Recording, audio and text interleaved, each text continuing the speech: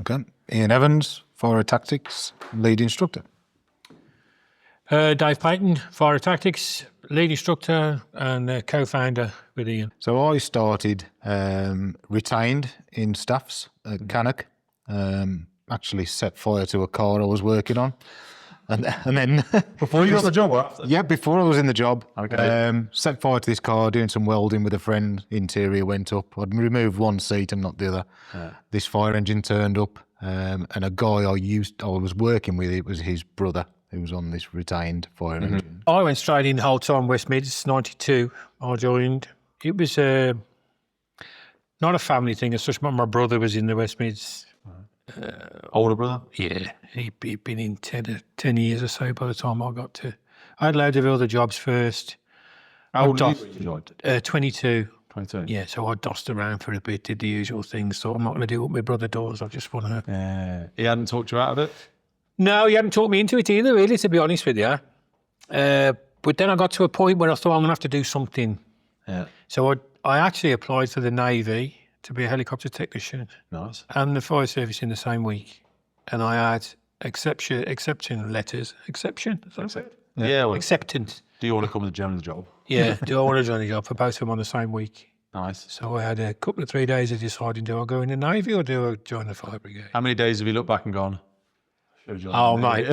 was there any? No, that's a question. There's a lot of times I'm thinking, yeah. Well, actually, strange enough, we've got family that live in Mallorca now. They're my wife's family. Yeah. And her husband, he's a helicopter pilot. So he teaches other people to fly. And he's got, I believe, he's got a chap that works for him that's, or somebody that does the maintenance on the helicopters. Yeah. And you look at it thinking, oh, that could have been me. I could have been me. My brother-in-law was in the RAF and he was a weapons navigator or something like that on the Harriers. And I just think, God, that's cool as shit. Yeah. Then he got made redundant when they scrapped the Harrier programs. And then he retrained as a paramedic. And that also, honest, total transparency, like if I hadn't started the podcast thing, I'm not sure I wouldn't have left the fire service a little while ago because I've been through some bits where I'm like, you know what, this is just annoying, the politics is stupid. Yeah. And he was a demonstration of, he was RAF through and through, he's got it on his walls, he's got the big sabre on the mantelpiece and medals and all that jazz, and he got married to my sister in his uniform. But he's transitioned into another career now, and he's been a paramedic for like 5 or 6 years. Loves it, does lots of traveling around regions, doing all the training. And you go, how much are we married to our identity of being a firefighter? I'm a firefighter. Especially with you guys, you've been all over the world and you've done so much training, so much everything. You're like, this is 80% of my personality. For some, and then that's when you see people retire, and it's like that death of an identity, isn't it? Like, if I'm not a firefighter, who am I? Everybody knows I was an on-call firefighter first, and then I don't, I'm wrapped up in this thing. Yeah. And I it's all consuming, there's no doubt about that. Yeah. But I was similar to yourself. So on station, I did 15 odd years. As a firefighter, I didn't really want rank at all. Yeah. I got the opportunity to go into training. It was a 6-week secondment to go in to do actually recruits training. It wasn't BA related. It was just 6 weeks to go recruits. So after that 6 weeks, it turned into 15 years of training. It did actually. But it was like a new lease of life. It was something I'd not thought about. So you moved to the training side of it. And then that opened up. I moved from the recruits into the BA department, and then that opened up over the last 15 years or 15, 20 years. So many opportunities. Yeah. So I'm glad I did more of that. It's like secondments into training. We don't do much of them anymore. Yeah, I think it did we that. should. I think I was the same. I got offered, that chance to come in and cover for a guy who was in training. Just had his second child, and that was the same. It was an 8-week temporary, into training, do this, and then I never left. I think there's an argument for both sides of it. One is, I've got to pay a lot of money for your instructor qualifications, and I want to make sure I get my money out of you. So you see in a lot of services now, you're locked in for like 2 or 3 years, which I don't think actually a thing, and they're like, well, you've got the job, you can't move out. I'm like, well, that's bollocks, because you can write it in the contract all you like, but you can't make me stay. You can't make me stay, no. I think that's one of those where it's like, the rank just intimidates you, and we go, you're agreeing for 3 years. Right, if I take that to the union, I'm leaving. I'm going to go back on station. You can't stop me. Yeah. But they can make it awkward. Oh, yeah. And I've been there, mate. I was in for a couple of years, and we'll talk about how I ended up getting kicked out of it. But we actually spoke about it before we started. It was all related. But I get that you invest a lot of money in the instructor, But there was also a balance. There's a couple of guys in the organisation I work for who have been in training a long time, and past a certain point, and recruits have said it, they're like, they admire or they sort of revere the operational firefighters, crew managers, watch managers, because they're like, yeah, but just heard so-and-so at Red Watch went on a job last week. What do you know about it? Well, the training instructor knows nothing about it because they haven't been on the truck in 10 years or something like that. So it's a balance between authenticity, but also standardization, because the problem is the three of us go in and run a recruits course. It's between the three of us, there's 6 versions of how we're going to run it at least. But I think there's a balance for it. Like when I was in Manchester, they've got 70 people in their training department. They've got 10 admins and something like 60 instructors. Now, I don't know if they are doing the roll on, roll off. I hope they are. But part of me wants to see more of that. That's why I like so much the secondments that you used to see back to the college. People that go there for a year, then they go back in the service, and they get that kind of balance. But I think so. And it is finding that balance, isn't it? It's finding that little bit where, you know, I know from my position now that I know that much from what I've done in training that I'd be a totally different firefighter operationally, because the knowledge I've gained. But what I haven't gained in training is, as much as we try and replicate it, is the experience of an operational job. I was about to say, because you create a utopia in training, don't you, where you're like, well, I'm setting up the scenario, I've done the lesson plan, I've done this, and this is how it's going to go. But it's the old Mike Tyson, you know, no plan survives first contact. Everyone's got a plan till they get punched in the face. That's and you guys probably see it all the time, where you get someone come from a different organisation to the different places you've worked, and they go, Dave, I was thinking about ABC and XYZ, and you're like, well, that sounds wonderful. But it's not going to work on the incident ground, because when that hits reality, that's not what they do. And that is in itself is a problem, isn't it? Because we're trying to try and inspect, if you like, and not to what they're going to have to do. And for years, me and Iain have been saying this in the same way when we're in West Midlands, we're speaking to people and saying, like, do you actually, so let's use Gasco as an example. The last job you went to, we'd ask people on the trucks, last job you went to, do you actually do any Gasco? No, I don't do anything of that. Shit. And Depends who's around. And you go, but why not? I say, well, because he didn't need it. And you go, well, why didn't it need it? Well, I just didn't did it. And they sort of go, well, okay, so we're training you to this methodology, and saying you have to do this short pulse or this whatever. Yet we know actually what's happening on the ground is not, isn't that. So in the middle, we need to find out where the middle ground is, what the actual firefighters that are on the ground are comfortable with, what's working for them in what circumstances, and then adapt the training to say whether that technique that they're using is a viable technique or whether it's actually going to at some point cause more problems than it solves. And we need to find that, and that's the tricky bit, is finding the middle ground between operational incidents and training itself, is to try and get the two to dovetail. It's very difficult. I saw one of the most purest examples of what you're saying there when I saw some direct entry station managers going through the decision control process.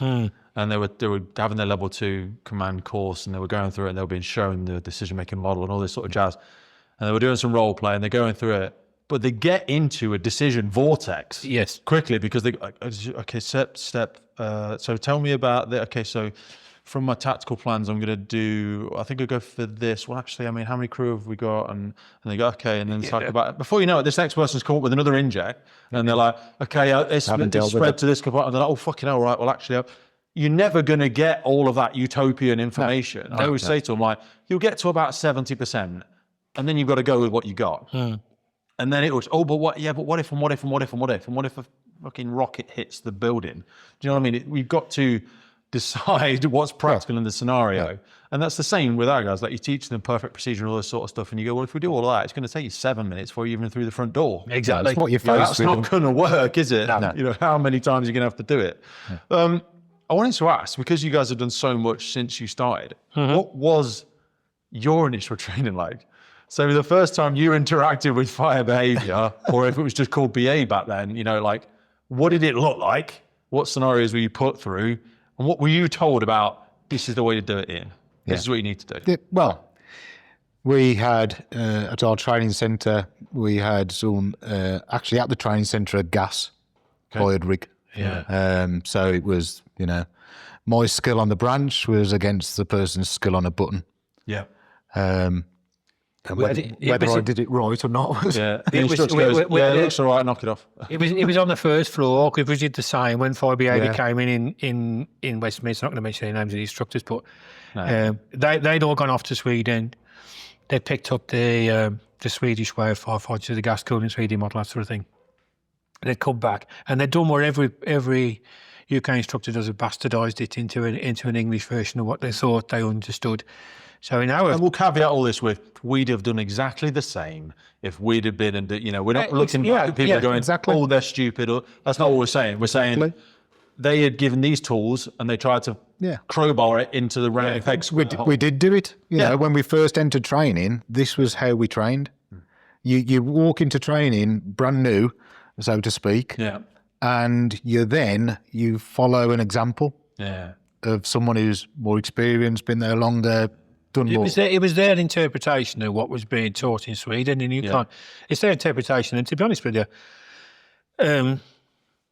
yes, not belittling anybody. It was that was what we did. Yeah. But it looked like essentially it was on the first floor. There was a bed and like a big gas grill that goes over the top. So basically, So like basically, it said was we'd enter the room, we'd lie on our back actually, and then we'd put a litre of water per square metre of the ceiling, and we'd drag ourselves across the room. We'd come across a casualty. Yeah. We'd put the bed out, grab the casualty, and come back again. Which for us was the first time we'd had anything like that. So it was we all piled down to medic. We did this bit of training. To be honest with you, looking at it thinking, well, it was some training. I didn't dislike it. No. What was the line? I remember the line on the back thing because Dave actually said it in his podcast where he was like, so they'd say, when you see the backdraft coming, what you're going to do is you're going to roll on your back. As though you're going to see it coming, like when you see it wandering down the hallway, lads, it's just down there. So everybody on the back, before they realise getting on your back is a shit show and something exactly. And then it's going to roll over you and you're going to do this.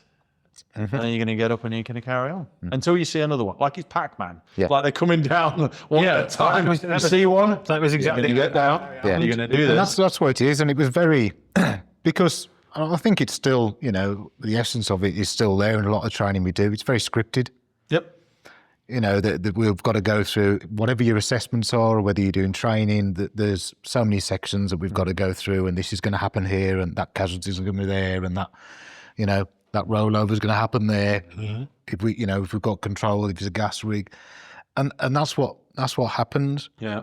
And I think going back to when you're faced with, the live thing, the real thing operationally, you suddenly become, well, I've done exactly, because something happened in front of me, what I've been trying to do, and it didn't work that time, and that gets, there's a memory of that. So what have I got now? What have I got? And it's where you enter that little bit of panic mode. You don't want to, but you enter that little bit. I remember a job going to where it was thick black, really hot, and I'm putting these pulses in, and it's not getting any better. I haven't had, for me at that time... That was a special fire, though. That was a different... Yeah. Well, perhaps it was. It was my special fire. But what I ended up doing there was gone against completely what I'd been trying to do with it, which was enter that little bit of panic mode, open the branch. Bollock a shitload of everything until it goes away. Oh, it's too wide. I'm getting all this round me. I'll, narrow it. Spray it everywhere. Panicking now. Yeah, and you do, don't you? And you enter that, but that becomes a memory, and it's something that stuck with me when you do go into training. That okay, we're still teaching this, but I know that I've never used as much of that, and you're torn between I should be doing this, but what I really want to look at is that other thing. Someone gave me a firefighter I was with the other day. He was a semi-professional boxer, and he was giving me an analogy. Where it was like, I remember my first coach used to say, what you do is you'll go 1, 2, 1 to the body, and then you'll knock them out with this. And it was like, never fucking worked because I'd do that. And then there's, it was a kickboxer as well. They'd just kick me or whatever. And I just didn't see this other thing coming. So what were you using back then? So was it PSS 90s, manual sets, and what kind of hose lines were you using? You said there was gas rigs. I'm assuming there was a lot of synthetic smoke being pumped in somewhere as well. Or... Yeah. They were all gas rigs at the time, weren't they? We had live fire houses, but for fire behaviour, we were doing it on gas rigs when it first appeared. Yeah. Then we had some units built. Yeah. But we were on 22s or 25. 22s, weren't they? Hose wheels? On the hose reels, 19s. We had 19. to start with, yeah. Okay. I thought it was bigger than that. No. Oh, well, there you go then. It's been a long time, mate. Yeah, It's been a long time 100%. ago. Yeah. I thought they were bigger than that. No, But yeah, we're still. using 19 mils on the, usual stuff. So you went through your initial training, arrived on your stations, Yeah. and what was you've alluded to there, your first interpretation of when training hits reality, and because you get that, you arrive on the watch, and the watch manager goes, "Look, forget what you've been told. What you want to do is A, B, C, and X, Y, Z." And on our crew, we tend to stow the truck like this. Yeah, Because you get actually we shown go all to a those lot things, of don't you? these, or we live in a rural area, or we're in Yeah. a city station, so Yeah. we go hard and aggressive, For- and we for go, me, yeah, it fuck was that that- door those entrance sort thing, of we just things. do this. Yeah, it was. You get a new initiation into something completely different. Yeah. You know, oh, what did they show you on training? They've shown me this. No, we don't do it that way here. This is our, and you got these little clusters of these stations all work together in this area, and this is how we do it. How panicking do you think that is for a new recruit when they've not an illusion, nothing at all, but they've been given a sense of confidence in training. They've gone, I've worked really hard. They've screamed and shouted at me. I've done press ups. They've made me do this thing, and I've pretty much nailed it. They've said I've passed. Yeah. And I've come here, and you've just ripped a carpet away from me and said the thing you thought you were good at, forget it. Yeah. And now, the bells have just gone down on your jump. That's it. You know what I mean? You're going, just follow Dave. We're going to put you with Dave. We'll put you with Iain. Just follow him and don't fall down a hole. It is quite unnerving. You get put in that situation where you do, like you say, you've maybe come out as confident as you came out, whether you were Silver Axe or someone at the bottom. It doesn't matter. When you turn up on station to the people on that station. No one cares you got the Silver Axe. No, you just... No one cares. Well, to be fair, you didn't want it really because... Oh, Jesus. So if you were the grey man right in the middle of the course, then, you've done all right.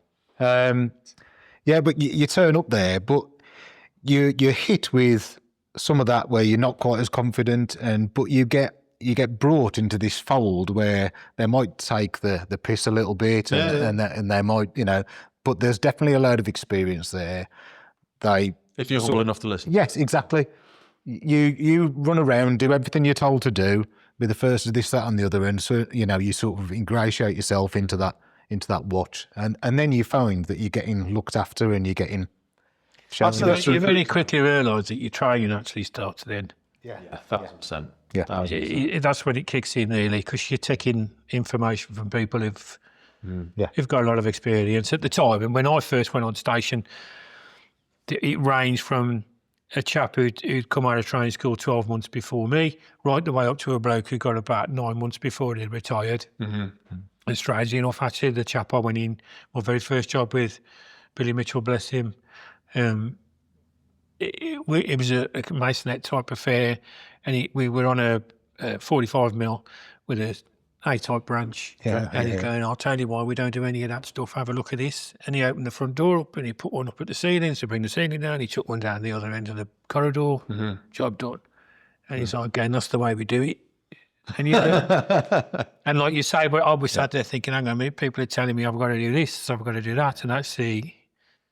Until you go back for your reaccreditation, they go, when you go back to training, make sure well, you they do also this. make sure you do it their way. And you're like, what? But you can't argue. I couldn't argue with Bill because it was a live... Yeah, we're kinesthetic learners. Monkey see, monkey do. Yes. Yeah, They're like, you did that, that worked. Well, I'm going to do that then. Yeah. Because the thing I did before, it was in a gas rig, and it was instructor over my shoulder kept interrupting me every 7 seconds, and I was like, It was somebody's interpretation. We're clever enough to understand that, like Iain says, am I doing enough to impress the bloke on the button or turn the fire off? Yeah. In this case, this bloke did it.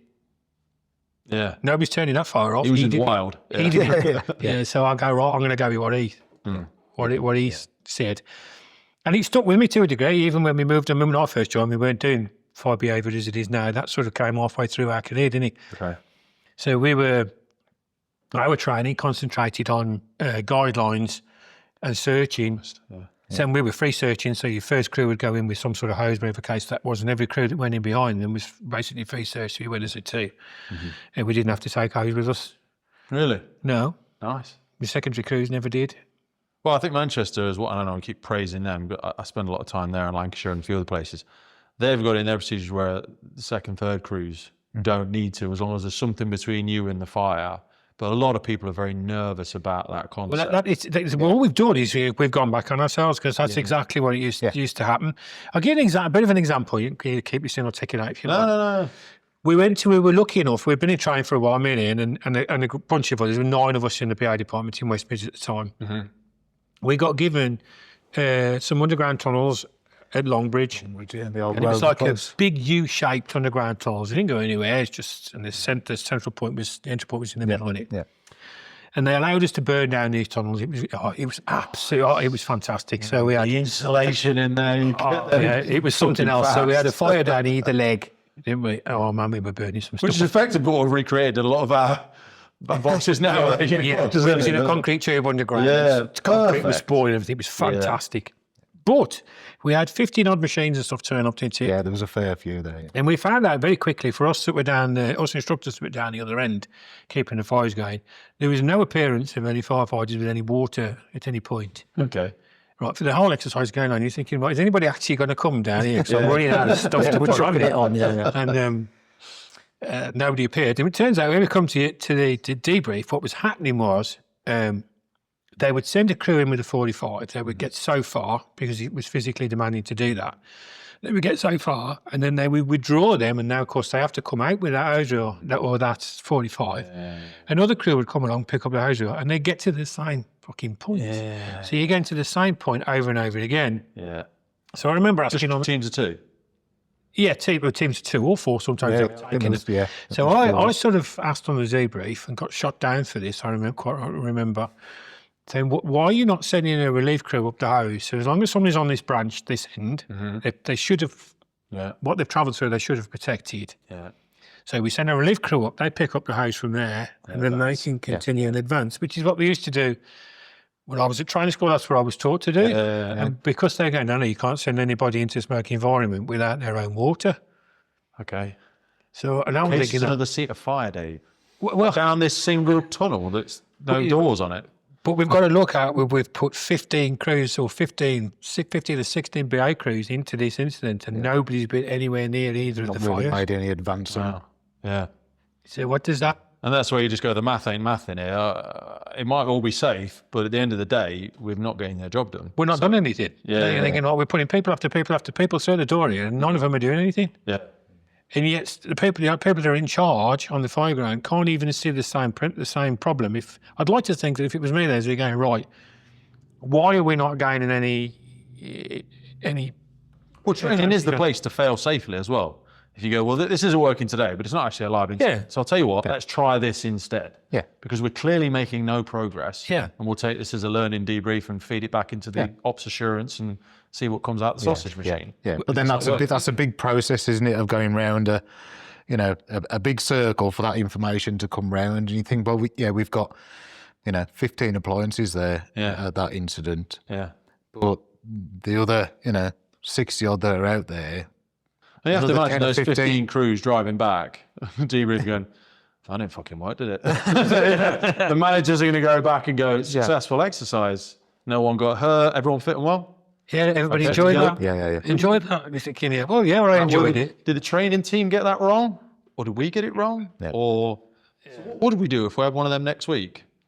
I guess we... Well, and that is the point, is it not? It is, that you're trying for these things for just in case you get them next week. Yeah. Now, surely the lessons from that are there should have been something come out that says, right, in this instance, if Manchester are doing it, fantastic. Yeah. If I was in charge, and I'm not anymore, so I can say this, hand on heart would have put what we used to call relief crews down there. Yeah. I'd have briefed the crew forward and said, right, pick up this hose. Just go down the end, keep pushing the hose. Find the bloke on the end of it or the woman on the end of it, whichever the case may be. Yeah. Take the hose off, take the branch off them and send them back down this hose and then advance. I need to make some advancement on what's burning down here. Whenever is long, I'd just keep leapfrogging them. So people on the hose keep feeding it halfway down. I don't care if you've got 4 people on it. Yeah. Just you're all in contact with it. You've all got, that compass, that sort of landmark is your hose. Yeah. And just keep rolling it and just get it down there. It needs to make progress. Yeah. Because the quicker you get it down there and you start to put some water on the stuff that's creating the hazardous environment for you, then everything starts to get a bit easier, doesn't it? So that was one example where you thought the math isn't math in here. So you both joined training at a similar time? I was in a bit before. You were in, Dave was in a year or two before I went and joined. What did you have to go through as an instructor then? Okay, you joined the training department. We're going to send you on what? Where did you go to learn how to be an instructor? So we did our in-house. Yeah, we did We did in-house stuff. Okay. So we did shadowing people qualifications. until- Yeah. So you went on a proper in BAI, Okay. FBTI, PPVI. I think My they were FBTI combined. was outreach. So Okay. the college came to West Midlands Okay. and it was delivered on our facilities our at Birmingham units. Airport. It was my Was FBTI. there any, wow, this is, I sort of imagine there was a few moments in there where you're like, this is really good. Like, we've never shown any of this on the shows. Absolutely. Yeah. Yeah. There was, Yeah. It's all new stuff to you, isn't it? it was all brand new. Who was the GOAT back then before you two? Who was the Only struck person where you were like, Jesus Christ, he's a salty old firefighter, he's a good one. Who led the court, remember? his name now. Castleton. No, it was a chap perhaps from the college. It was a Merseyside fella. Oh, okay. Anyway, it wasn't memorable. Me and Rennie. Left an influence. They're now good with names. And you did, you because it was your initial course, you took Yeah, you took to a degree what they were saying was, of course. You know no different. so you go, I'll take this, not, They've got experience. he's had this from somewhere else, and this obviously must be what we've got to do, so that's what we're going to do. And it's not until, and this is a problem with instructor courses to a degree, and to, as we were talking about earlier on, about saying about people who are only in departments for 2 years or 3 years, and then they roll them out. I took what I was told in my instructor course as gospel, which you would do. So I took it. 2, 3 years, 4 years later, when you sat in with people in these units and you look at things, actually, that's not done what they said it was doing. Yeah. And But you still got to say to them, yeah, that's good. Keep going. But then And I'd come out and speak to other instructors. I go, Iain, Yeah. have a look at this. And the next time when he'd go, no, you're right. No, that's shit in it. And then we, you know what I mean. So then you start to question some of the other things. And I think if you've only got people in instructors' roles for 2 years, they just get to the sort of inquisitive point of thinking, I'm not 100% sure this is what we're. Well, that's the thing, yeah. And then we're kicking them out onto station. Yeah. And your next one comes back in and he will take for gospel for whatever the next bloke says. Yeah. So you're always perpetually in the same problem. Yeah. Now, this isn't a slight on the college at all as any such, but I did my course in 2000 something or other. 2009? About 20 years ago. When I got, my last 3 years with West Midlands, I was seconded to the college as an instructor, lead instructor for breeding apparatus. I sat in on a... How did they work? Were they advertised to NFCC back then and you would just get one? Or Yeah. Because some people listening now, I don't want to make assumptions as the listener. The college didn't used to be owned by a bit, so Capital bought the college a while back. Yeah. Before that, it was effectively funded by local government services collectively. Yeah. And you would get tokens, wouldn't you? Whereby you could send, so my belief was from, I was told, each service would buy a token and they would send recruits there and they'd get batches that they could send to the college. And as part of the agreement, they would also second an officer of some form and they would be there for a year, 2 years, 3 years. And that'd be paid back into the service, similar to how National Resilience does it now. If you go and work for them, they're back paid. I think that's how it works. I mean, when when services were bigger and they had capacity to send an officer for a period of time, because you don't see any of this anymore. No. I think there's one left. I think Luke's... Steve Luke's, he's still... I think he's the only one. He is, yes. But I was the only one at the time. He took over from me. Yeah. So anyway, back then... So I was capita. So anyway, I started out as a seconded instructor on this thing and they sit me in on an instructor course. And the first one I sat in, because these are where I was going to be taken over, the first one I sat in was a 5BM instructor's course, believe it or not. So I sat at the back, let the instructor do his bit. And it was exactly the same as I had. Okay. Exactly the same. Bear in mind, did that fill you with confidence, or did you go? Bear in mind, I'd had mine about 20 years before that. Yeah. Well, some people go, yeah, but fire doesn't change, mate. So it doesn't change. No, but the criteria as such, if you like. Now, this isn't the college's fault in any shape or form, because the instructor that was delivering is a very good one, a very good friend of mine as well. He was delivering what the college had agreed with Skills for Justice at the time as being the way to deliver that course for the assessment process. You know how it works, don't you? Yeah. So they were delivering what they thought was right at the time. So you've got to ask the question, if they're still delivering the same thing 20 years after, is that an issue with the criteria that we're looking at for an instructor in fire behaviour now, as well as everything else? Should we still be doing the same thing? I don't think so. People do say, well, fire not changed. And I go, okay, but the equipment's changed. The thing that's on fire has changed. Technology's changed. Buildings have changed. The layouts have changed. There's a lot of things changed. Yeah, Therefore, and our understanding fire is similar, but the dynamics of the entire thing, your environment is different. the environment is different. And Therefore, it is different. Yeah, and the equipment that you use is different. So therefore, surely your instructor courses and everything else should have changed alongside it. Yeah. They shouldn't be. Sorry. Go on. All right. No, I'm not going to answer it. But the principles in this were the fun bit. I remember sitting in, you delivered one in the classroom. Yes. When I was on my course there. That bit's really fun. Now, for some people that aren't as nerdy, won't be interested in the chemics and the chemicals and the physics and the chemistry element of it. Do you agree those bits are still fundamental when we talk about fire growth patterns and the tetrahedron and the Well, I've got a flammability question for limits? you. I'll throw it back because you sat in one of mine. Yeah. And is it all relevant still? Do we care? Well, it is this part of the question I'm going to ask you, I suppose. We swing it back the other way. But I sat in one, or you sat in one that I delivered. I tend to try and pitch it at firefighter level, if you know what I mean. I don't go into the molecular breakdowns and free radicals and all those other things. I can do if you want me to. Yeah. But I'm not going to say I can't see any relevance, because there is a relevance to it. Is there a need for all instructors to understand it at that depth to be able to pass on tactical knowledge to other firefighters? And I don't think there is. No. There's a question for you. You sat in mine. I really enjoy it, but that's just because in the job that I used to do before, we did a lot of physics. I worked in a factory and it was around steam pressure and how we cooked meat. It was the dog food factory. So I was interested in how steam behaved in tubes, and we had a lot of metrics to measure it and stuff like that. But I compare it between like Carol Lambert and John McDonough when they do their difference. You know, Carol will say, as much as you want to get romantic about it, it's just chemistry and physics. And I'll probably bastardize, I'll probably also misquoting in there. But that is true. But the John analogy and how I interpreted John when I would deliver courses, I'm like, I'm not interested in the molecular makeup of marmalade. I'm interested, can you open the jar? You know, don't tell me the biology of banana. I want to see you fucking peel it. Do you know what I mean? So it's nice to know that bit, but a lot of that stuff's already happened before we get there. Yeah. What I think we should understand is physics, because physics helps us understand water, which is air, which is flow patterns, which is... I think that's the important stuff you need to I think you should get that bit. So you've got to meet someone, but like you said, pitch it at firefighter level, because I think for a student, I think the worst instructors take a student from where they're not to where you want them to be. You've got to meet someone where they are. A student's like you're trying to find them in the fog. You go, right, I know where you are now, because if I go, you understand how a dam works, and you go, no, start with water is wet. We'll start, okay, you're at water is wet, so we'll start with water is wet. There's no point me starting at 7 and going to 12 if you're at 3. Yes. I've got to come back to 3. So that long-winded answer for me is just to say, I think we should give people familiarization. I think a lot of that could just be written. And the person can read it at their own leisure. I agree.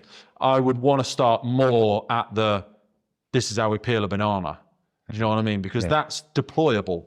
That's going to be useful to you. And as recruits course shrink, I was talking to, we've got John Smith, Commissioner of London, coming on, and their courses, I think, are down to 8 weeks now, and they're doing less. I think they've knocked recruitment on the head for a little while, to be fair. But anyway, you know, when I joined, it was maybe 14 weeks. And how long was training course when you joined?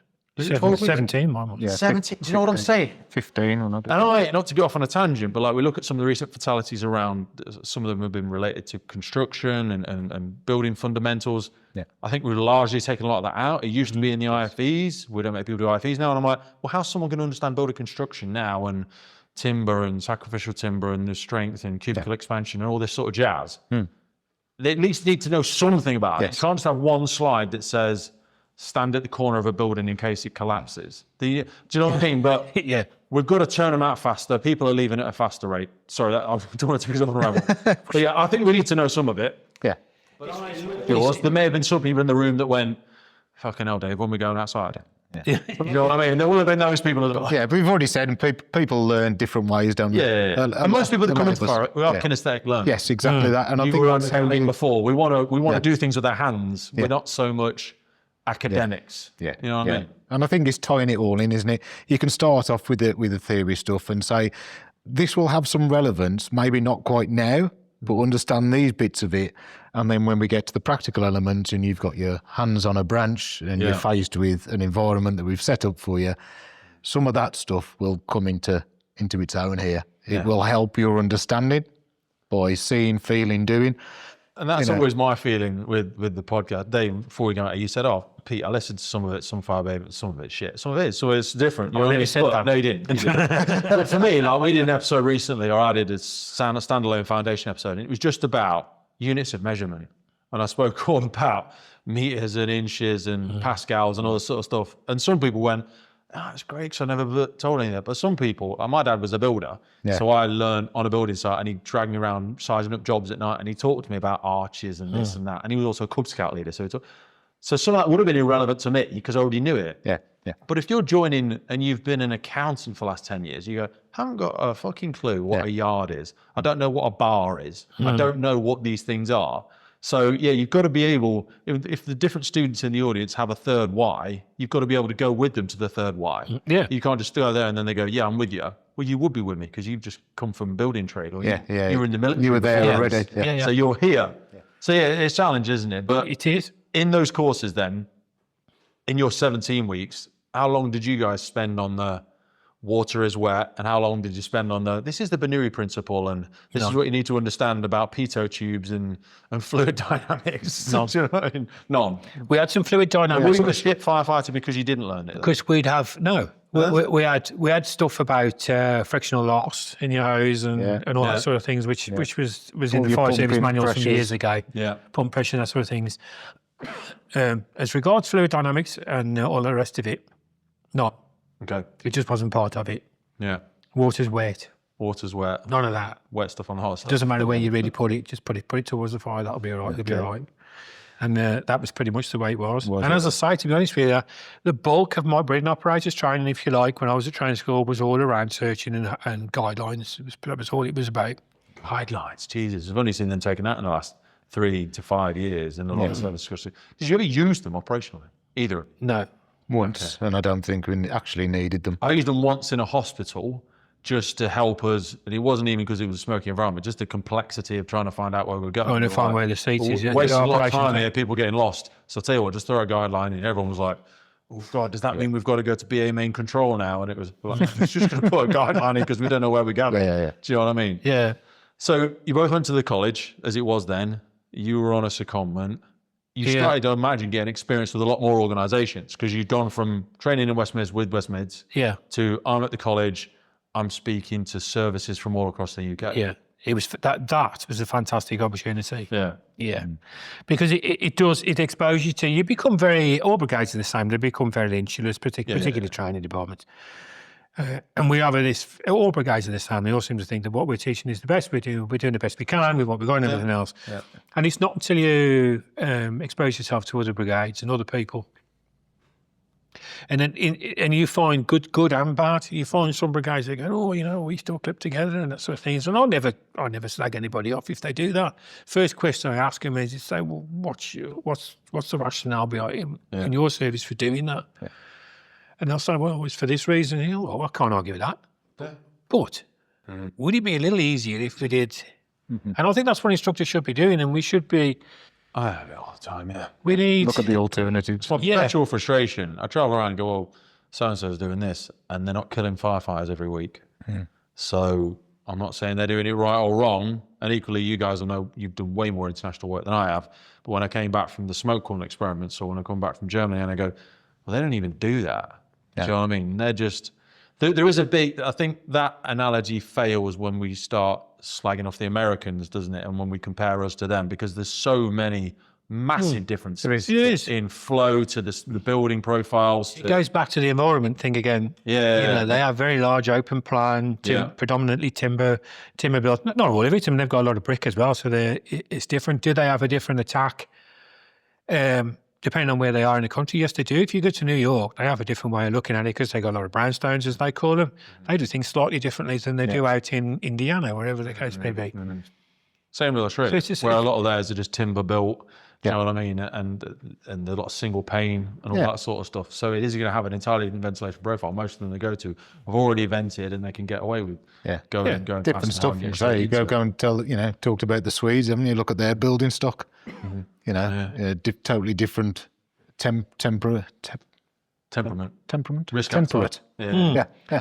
So take us to that Swedish analogy. So you went to the college and you were in the depths of, we're still doing the Swedish techniques, and this is how we do it. And then I imagine you probably started interacting with some people, maybe even from Sweden, maybe had those interactions.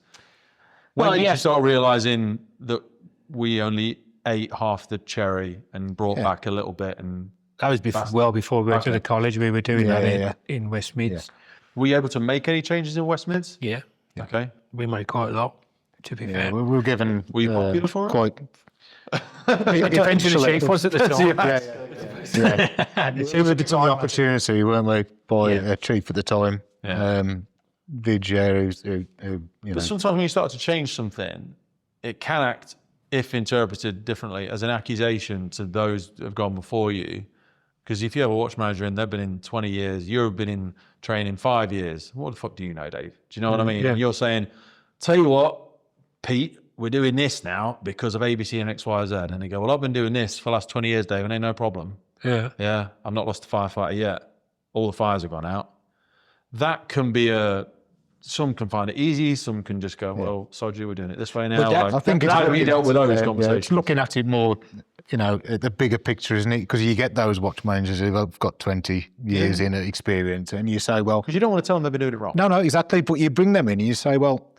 And this is what we ended up doing. When you come for that assessment that we've talked about, where you've got to have this, and tick these boxes, I'll tell you what, with that assessment, there it goes. What I want you to do, we'll set you a scenario up. You deal with it as you deal with it out there, because that's what we want to see. Because if I can't see what you're doing out there in this safer environment, then I can look at the various aspects of it and say, that's good, we'll take that on board. Is everybody doing that? These bits, if we can make it a bit safer, a bit more effective. Is that not a capacity thing, though? Because a lot of training centres now, especially like the organisation I work for, very small training department, and they feel like they're an assessment centre. They haven't got time to do training because they're just churning BA records through the and that's a problem all over, isn't it? We didn't actually do training. It wasn't training sessions as such. They were our assessments. So our 2-yearly hardware assessment, whatever you want to call it, in West Mids were called and arrived to perform. They called it. So you turned up. You had two forages turned up from your station, or one from another. We would have them for the day. And their assessment. What we did was change their assessment into what Iain was talking about. So they would still be being assessed. Here's your scenario. They're your trips, Pete. You do it how you see fit. I'm not going to tell you how you're supposed to do this. But if I do it how I see fit and it's not in alignment with the procedures, how can I pass the assessment? Unless you've changed the procedures to allow me to do what I actually do on the incident ground. Procedures are always open for interpretation. Depends on what you've got to, Depends how loosely they're written. They are never. The procedures should never actually be. This is my opinion here. You should never actually written procedures to say that you can only ever do this. Okay. Because as we've already talked about, there are a million different, there's building environment, weather conditions, there's all sorts of things. So we're going to have to be flexible on how we do that. This is all about being tactical. So I expect you to turn up and go, right, okay. We've got this weather conditions, we've got this particular scenario, this is how we're going to do it. Now, you're not breaking any rules, you've not killed anybody. But what you've done is been proactive. Now, for me as an assessor, I can come back and say to you as a group and say that you did that really well. Or did you not notice that there was another fire behind you, whatever the case may be? I've not interjected at all on the way through it. I allow them to just run to the end. As long as you haven't done anything that's fantastically dangerous, right, I don't see what the problem is.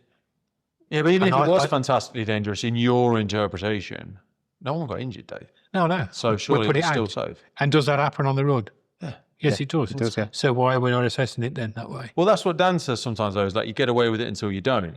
And I believe that to an extent, but also that can sometimes just perpetuate a fear of I need to do exactly what you tell me to do. Exactly, yes. Yeah. And it's predominantly, you can't deal with every single incident in one way. No. It can't be done. I think I should call the podcast Depends sometimes, because most episodes it is about, it all depends. Of course it is, because there are so many variables across the board. Yeah. Fuel loadings, weather conditions, building construction, there's all sorts of things there. Yeah. So therefore, the officers in charge and the firefighters have to then be able to deviate. And adapt to what. Now, the training comes in, the good training comes in, is the information that instructors pass on to them is to when we can deviate and what is a safe deviation and what possibly isn't. So let's say, for instance, we've got very volatile hot fire gases and we're in there and they're starting to get even hotter. And Iain says to me, I'll tell you what, let's open the window so we can get some, we can get rid of some of these. Yeah. I would probably be saying to Ed, not at this point, we're not. Because? Well, because if it's getting hotter and it's getting worse and I'm getting a lot of high volume fire gas, the last thing I want to do is introduce air at this point. Okay. So what I'm going to do is perhaps we'll do some aggressive cooling at this and we'll perhaps withdraw slightly to the staircase, whatever the case may be. We'll have another read of it. Do you know what I mean? But unless we ever allow people to make those decisions, firefighters to make those decisions, and we assess everybody on a very linear line, what happens is when they get into a position when it suddenly becomes like that, it's very violent, everything's going on around them, they can't think outside that box. And they're going to do something different. And they're going to do something. But they're going to do it and that's maybe in the when, wild. Yeah. Yes, and that's maybe when they go, I tell you what, I'm going to open the window. Yeah. And nobody's there to say, hang on a minute, Yeah. maybe we shouldn't be doing that at this point. Okay. Do you know what I'm saying? Yeah. And it's a very crude example, but it's, No. I think that's what an instructor is about, and this is why we need to develop instructors more about how they can pass on decision making for a firefighter, if you like. It's all right, they have lots of decision making models for officers in charge. Firefighters have a lot of decisions to make inside a structure, a lot. They don't realise it, they do, but they've got to make them fairly quick, and they've got to be. So let's go into some of the decisions that the firefighter makes, because the few ones that come to my head from what you just said there. So if we stick on that pattern, Lars, when we're at Manchester, was saying about the firefighter should be the one to make the decisions around ventilation. Yes. Which I absolutely agree with. But in a lot of services, like I gave an example when I was recording with Mike Stakowicz a couple of days ago, where a lot of places it's the incident commander makes the decision, I've got to have a fan in place and I've also got to have the cooling jet or the main jet around on the exhaust. So if you're in there, there's only one seat of fire, you've made your way to the first floor, you're in the bedroom, you're on it, and you're going, fuck me, fucking hot in here, I'm on it, I'm starting to apply it, all this is expanding, and so I want to open this window, and you just shout, right, I'm opening an vent on the south side or whatever. They go, whoa, let us just put a main jet in place first, and you're in there, and you're like, Yeah, you want it what are we doing? Yeah. Because me, as the incident commander outside, I'll give you two a brief. I've never been in there. I'll put me through the door and I can see it. That's why I'm not going to go any further. Yeah. So I'm going to give you my snapshot from the external.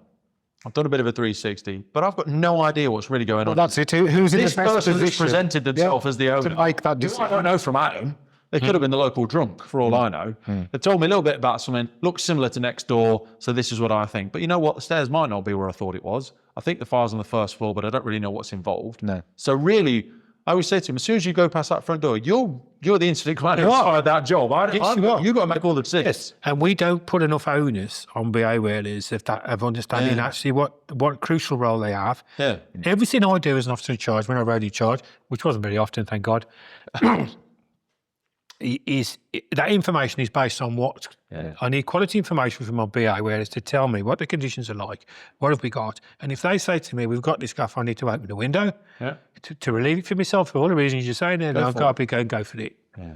Unless, of course, I've got Some contraindicators. some contraindicator of a backdraft in the basement or something or other, then I might be going, hang on just a second, for Or I this can see reason. that there's dramatic wind direction from that side. I tell, can you open a window on the you other do the other side? side? Because it's going to hit you as soon as you open that. And if you break it instead of open it, I can't reverse that. And you're going to be running That's away it, from isn't it? it. It's a collaboration, isn't it, between the information I've picked up on the outside to what they're then going to tell. But in the standard of the domestic, that's inside. never the excuse that's given for me. They're always like, well, we need to stop it spread into the eaves or a random fire gas ignition on the. I'm like, okay, if we get a fire gas ignition on the exhaust, who cares? What about Who if cares? if you're- what if it catches the building next door? Remarkably unlikely. But if it does, I'll throw a jet on it in the 3 minutes it takes me to lay one out. It doesn't matter if it's there right now. No. If you as the BA, me and you, the behaviours are inside that room, it's not going to spread to the outside because we're there, we're putting it out. I'm on what I know to be the only seat of fire. Where it is. Yeah. Yes. That's not going to happen. Yeah. So, it's not like we're opening it with nobody in there. Yeah. Yeah. And what is it going to be coming out of the vent when I open it? Yeah. Not raging flame, because hopefully It'll just doing it. because we're dealing with it. It's going to clear it, survivability is going to lift, it's less heat for me, blah, blah, blah, blah. There's less All of exposure those for me and things. you, Yeah. stuck in there, there's all the other things. It just doesn't make any sense why you have to go through that process. Now, I've had the same conversations as you have, because when I do tag vent courses and stuff, you have people say, oh, my brigade won't let me do that. You've got to ask the officer in charge. And again, well, you need to go back to your brigade and ask for a real good reason why. Yeah. You are the people that are in a position to say, now we need to vent. Mm-hmm. Now, we need to vent for either just for our own comfort, or we might need to vent because we've isolated something. We need to get 2 people out or everything else. Why should I bring them out to what is already an irrespirable atmosphere when I can make it easier for us and certainly easier for the people I'm trying to bring out? Yeah. There's nothing more annoying than an instant commander. Then I try and ask you 3 questions down the radio. You can barely hear them anyway. And you're just like, right, ignore it. Right, we're just going to have to deal with this. Or we're going to withdraw because it was too hot. And they go, what was the conditions like? It was bouncing in there. Yeah. And I wanted to do open this. a window and, right, or send a crew back to the same place then. Well, it's grown since then because I've had to course it fucking does. leave it. I mean, I've doused it with water. I tried to close the door, but the door's broken. Yeah. So, you know what I mean? And that's the frustration. And I think it comes down then, doesn't it, to what trust are we putting in our firefighters? So the argument to that is, but you've not got a lot of experience. You're a new firefighter. I've maybe only done a few more years. I'm the incident commander with only 5 years under my belt, but and that's what you find now. Yes. I get on a truck and I look in the back and they're all, I'd rather have them sometimes because I'd rather have a mindset than a skill set. They're interested. They really do want to learn. And I love that rather than the salty old firefighter, loads of experience, but has got the fuck-ums. Yes. Do you know what I mean? I would rather have the younger ones, but you also feel a bit like, just be careful. We're just ready to go in there. Days ain't Down the down reins just yet. Yeah, but I want them to be hungry bulldogs, on the reins, and I want to have that appetite for them to let go. But I get worried about them. Yeah, I get worried about them making decisions without any greater understanding. But then that's where the training stuff comes in. You've got to train them. Yeah. And I think otherwise what happens is we'll tend to bring in policies and procedures that will try to negate the fact that they've got any experience in that. So therefore we go backwards all the time. Yeah. And the safest firefighter is the one that never goes in the building. Yes. Yeah. But, the public don't want that, do they? No, we do need to do the thing. They're expecting you to turn up knowing what you're doing, what you're doing. That's an expectation, regardless of whether they've been here for 2 years or 10. They don't care. But they see you go to the door. They expect you to do your very best to protect the best what you can. So you go in, and we need to train people for them to be able to do that. If we don't, we always have a procedure where we'll end up where we just stand outside all the time. Well, I said that to someone the other day and it was more about the decontamination argument, actually, when they were saying, if there's no persons reported, I can't see myself sending anybody in.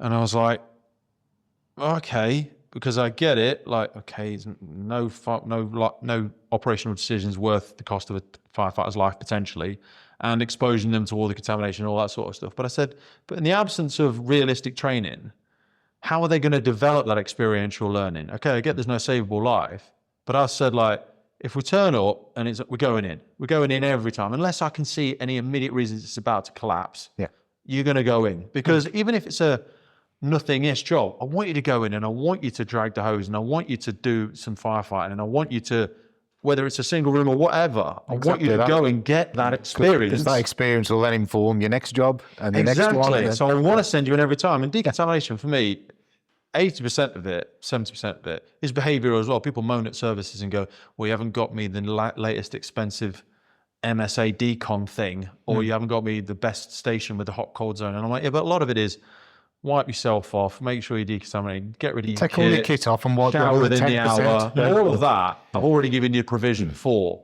So I still want you to go in and do the thing. I've got a slight thought on Yeah, the contaminants. And this is my opinion and my opinion only, it's not based on any. Yeah. But is the data set of where people are, we've got a lot of people who are getting cancer through the job, there's no doubt. I am not denying that. Is that because certainly when I joined for years, we had very poor habits, and it wasn't necessarily when we were actually fighting the fire. At that point, we were at our most protected. When we did the turning over and everything else, we were all stripped down to our T-shirts. We all just had our leggings on. We stood down there to load of ash. I think about all the fire investigation officers. They just walked around for the next 2 days while it's still gassing. Exactly. So, but now we've already got, like you say, we've got some people say it's not enough, but let's say we've got some policies in place now where you kit your bag, you put your rubber gloves on, all those other things, which is great. We need to now see what the data set looks like from that in another 10 or 15 But we're not years. we're not going to see that. But you're going to still apologising for behaviours of the past. Yes. And going, But well, I know point Dave and he's got cancer now. Yeah, but he was open ending a skip, every Friday night at 3 a.m. So he was at the car fire, sucking it all in, just covering his face. And it was our choice not to wear a BA set at a car fire. Yeah. Well, there might have only been 1 or 2 of them on the truck back then, and people would question why you're trying to stick it on. Just get a stick, youth. Nobody ever said to you can't wear a BA set at a car fire. I was never told. We weren't carrying a second set of kit. We were just sitting in the back of the truck with the gassing offset and our kit and high-fiving and all that jazz. And I'm not saying it's right. No, but I agree with you. Another micro example, search patterns. What search patterns were you told to do when you joined, and what was the evolution of left and right? Yeah. Left and right. Left and right, wasn't it? It was just directional search patterns. Yeah. And was it a mandated, no matter what, stick to the left wall, don't care if you see a fire on the right? Were you nervous about changing your brief based on what you actually saw? No, there's two sides to this. There's your operational side, Yeah. and then there's the assessment side. Of course. So your assessment side, you stayed right at the time, or left, depending on. Because you have to stay within arm's width of all the usual stuff. I see nothing more demoralising than when you see them in the fire room and they're stretched across the floor and it's just a gap. Holding onto his toe. Holding onto his toe. I can literally get the gas. It's just a slight rollover. The room is clear. Yeah. Do you know what I mean? And they go, oh, we can't get them. We're at the end of the reel. And you have to look at that snapshot and go, we've done you a disservice. We've done that. We've made that. You're not stupid. No. We've made you do that. Yes. And you didn't bring them out. Yeah. And you go, now pause that. Shit, we need to look at what we're doing here because I made you do that. You didn't do that because you didn't want to save them. You were really trying the best you could. You did genuinely try really hard there. Yeah. And we've done this to you. That's when you've got to ask yourself, what have we done? It is, and that's when you need to question, and I think if you start off, whatever starts you off, whether it's that situation, whether it's, loaded a unit and doing a load of work that you suddenly step back and think, I don't need to do that because this will all burn. We'll just put it in the corner and burn it. Whatever starts you down that questioning road, you keep up throughout. Because if you then analyse everything, you start to think about, well, are we doing right by going right and left all the time, or are we doing a compartment search, or are we doing it if we're taking this hose reel in all the time rather than a 45? What about the branch? What about this cone? What about that cone? It leads you down. I think I was in Lancashire maybe 4 or 5 years ago when I was assessing for SFJ. We were doing the standardised endpoint assessments for them. And I apologise to Lewis and everybody else because they'll call bullshit or whatever. But if it was Lancashire or somewhere else, I used to go to a different one every week. And they were still clipping on with the 6 metres all the time, even though one was on the reel. Yeah. And I would just see them getting wrapped around sofas and all sorts of stuff. And I thought, this isn't what's gone on here. No. Do you know what I mean? And I get the concept behind why they were doing it, but I was like, this is so inefficient. It is. And they would only flip off when they were transitioning the stairs or something. I was like, and then they get straight up and they clip back on, and it's performative. And I was like, this is not going to work. Yeah. I remember bringing that up when I was at the college early on. I've been there long, and I was on the BAI course, and I was saying to him about, what happens if you send someone on the left and he fires on the right? What are you going to do? And probably there must have been 10 different brigades that were at that course. Pretty much all of them all said, well, I'd have to continue on there. Stick to the brief. Stick to the left. Yeah. And I just look at them And so they go, are you for real here? And like you say, We've done it to this has happened over time, and we've made people do these stupid things. Yeah. Are you really going to go past that? That's my brief. Yeah. Well, I've been told I've got to go that way. Okay, then, so you're going to go that way and you're going to end up behind it, perhaps. Mm-hmm. You come into that fire through another door behind it. You think that's a good idea? Mm. And they're just... And you can see the penny starting to drop, and then you'd have people say to you, I know what you're saying, but our brigade won't let me do that. Okay.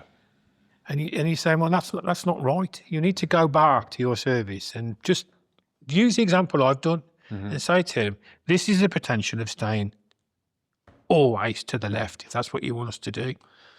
Do you think you've both had quite a unique frustration from working at the college? Not because of the college, but because you probably spent a lot of your time working with different organisations and you weren't part of those organisations, i.e. so-and-so service comes to you or Shire or whatever, and you say to them, don't make any sense, stupid, go back to your gaffer, say X. But because you didn't work in any of those organisations, you weren't able to embed perhaps some of the things you were successful in embedding in West Mids. Yeah, but they all take a certain amount of time, and everybody starts. Yeah, but unless somewhere, that group don't they? manager goes back and eventually becomes a group manager, they're just going to be the person moaning on the truck. Yeah, but I think you've got to have those battles somewhere along the line, otherwise you just stay there, don't you? Yeah. Somewhere there's got to be the first step to making a change.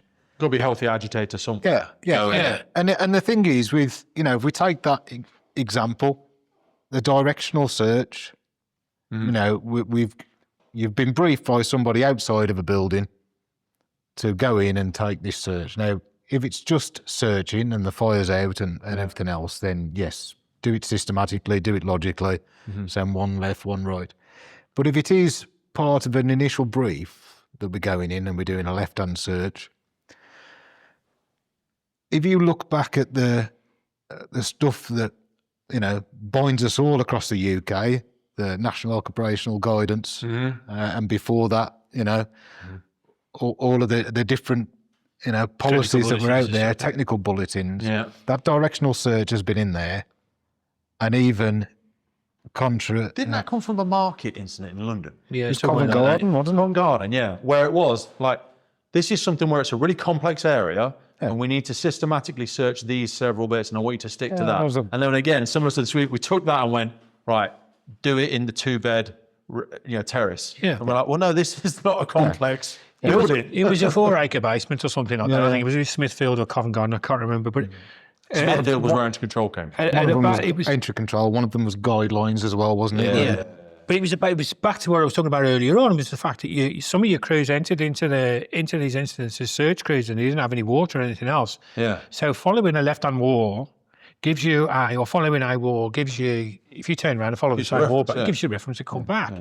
Now, if we go back to where we are now, and every crew's got to go in with some water or be on some sort of water, your water will bring you back to your truck. Unless you're going into a property that manufactures hose reels, likelihood is the only hose reel in there, one end of it's you and the other end's connected to a fire engine that's probably outside. How do I know? You get the question, well, how do I know if I'm going down the right or wrong way? So, well, if you come across the branch and you step off, it's only 60 metres long. You've got the way. You not all of us in the building.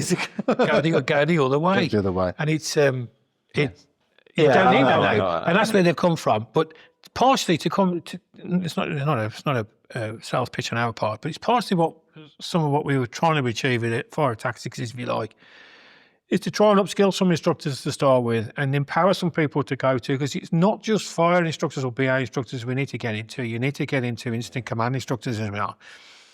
Because if incident command can't see past left or right themselves because they don't understand the intricacies of what can happen, which they should be able to anyway, but let's just say they can't, then there's a disconnect then between what needs to happen as a BA team and your incident commander. You're never, ever going to get that right. Yeah. That's why I've seen some of the, I won't name any specifically, but some of the more pioneering or entrepreneurial or whatever services bringing fire behaviour or certainly tactical ventilation into incident command. Yeah, it should be there. When you talk about, so what position are you going to approach this building from? Where are you going to set up your crews? Because one of my favourite instructors that I joined with, he he used to say in instant command, he's like, wind on your back, good to attack. Wind on your front, don't be a silly sausage. And I was like, I took that with me forever because I was like, but that was when I've spent some time with direct entry, is coming in SM. If they've not done the bit before, I'm like, well, you didn't learn any fire behaviour or ventilation. You've just come in with decision-making models, and there's no overlap. No, that has to be. What's the things you're saying, telling me to do the dots connect with what I need to know to do it? Yeah. Do you know what I mean? That's where the separation sometimes comes in. I did my TAC vent a long time ago at West Mids. Fantastic. And I was actually showing some firefighters yesterday some of the demo videos from the building that you've got there. That seemed to be for a very long time. I don't know now. It was kind of at the tip of the sword around the UK. There's also a really good one. What was the company that got in trouble with money, but they were doing really good TAC vent? Red One. Who was the old boy on that? I did a podcast with him. Tam Orford. Tam Orford and... what was his nickname? Jax. Say again? Was it? It was Drax. Drax. Because he had 3 generations he was telling me about. There was him and his son and his grandson were all on the same Instagram on one, but Drax. Yeah, Drax. Don't know if you love him or hate him. I think he's a lovely bloke. But I remembered it. So I did some there as well. And I think West Mids and Red One, that was actually a side hustle of whatever. They were the 2 places that were really, I thought, really good on that. How did you... Sorry? It wasn't us that did yours. No, I went to West Mids and did TAC vent. With me? No, not with you. I did it with some other instructors. Oh, right. Wouldn't have been that, wasn't it? It was anyway. And some of the stuff we learned there about, phase 1, 2, 3, PPA, PPV, all that sort of stuff was so foreign to me from the organisation that I work for, which even now to this day only do phase 1 as it would be referenced as. What have you seen across the UK Fire and Rescue Service? If I threw the massive question in the air and say, do you think we are where we need to be in terms of foundational knowledge of ventilation? Do you think people understand the different concepts around it, the effect of what they're doing outside to inside? Because when I do talk about phase 2, 3s and all that sort of jazz, I'm like, the places that I see that it's not embedded is because they've had some bad experiences of putting it on as the firefighters going in, but because the firefighters are doing a sweepy, stampy, glacially slow, that's why it fails, because they're not proceeding quickly enough and getting on the seat of fire and having a successful experience. They're seeing a put the fan on, lose control of the fire, switch it off, it's spread, we're never doing that again experience. I think it depends, because for me there's 2 different aspects and there's 2 different parts to that question. So when you throw that out to people you meet, different brigades and things, and you say, tell me your understanding of ventilation. Some will think about it tactically, and I'm just going to create ventilation, either I'm opening or closing something. And some will take it, and the majority take it that I've got to have a fan sitting outside. It's PPV. So, and it depends where you're coming from. For either of those, your understanding and knowledge of what is happening in that environment at the time is your critical point. If you open or close something, that you're going to create a reaction of some kind. The powered bit, the fan bit, for me is just going to speed up that process. If you get it right, it speeds it up and it makes it all better. If you get it wrong, it speeds it up and it makes it all worse.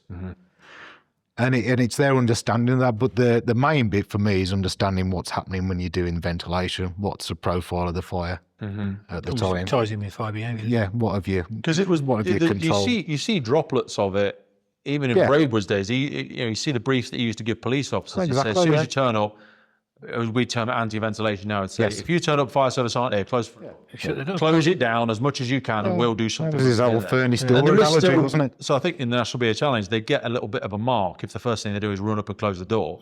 They get a mark, and you only see 1 crew, 2 crews do it. Now in those buildings, it's because they bleed a lot. They're big, bleedy buildings. The premise of what they're doing is a great idea. Because who was I with?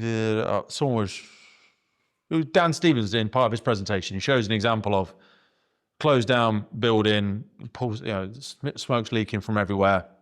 And they come up, and whilst they're setting up entry control, incident commander opens the door, leaves the door open. And he goes back, chat, set the stuff up, B18, here's what we've got, I want you to do ABC, and you can see it.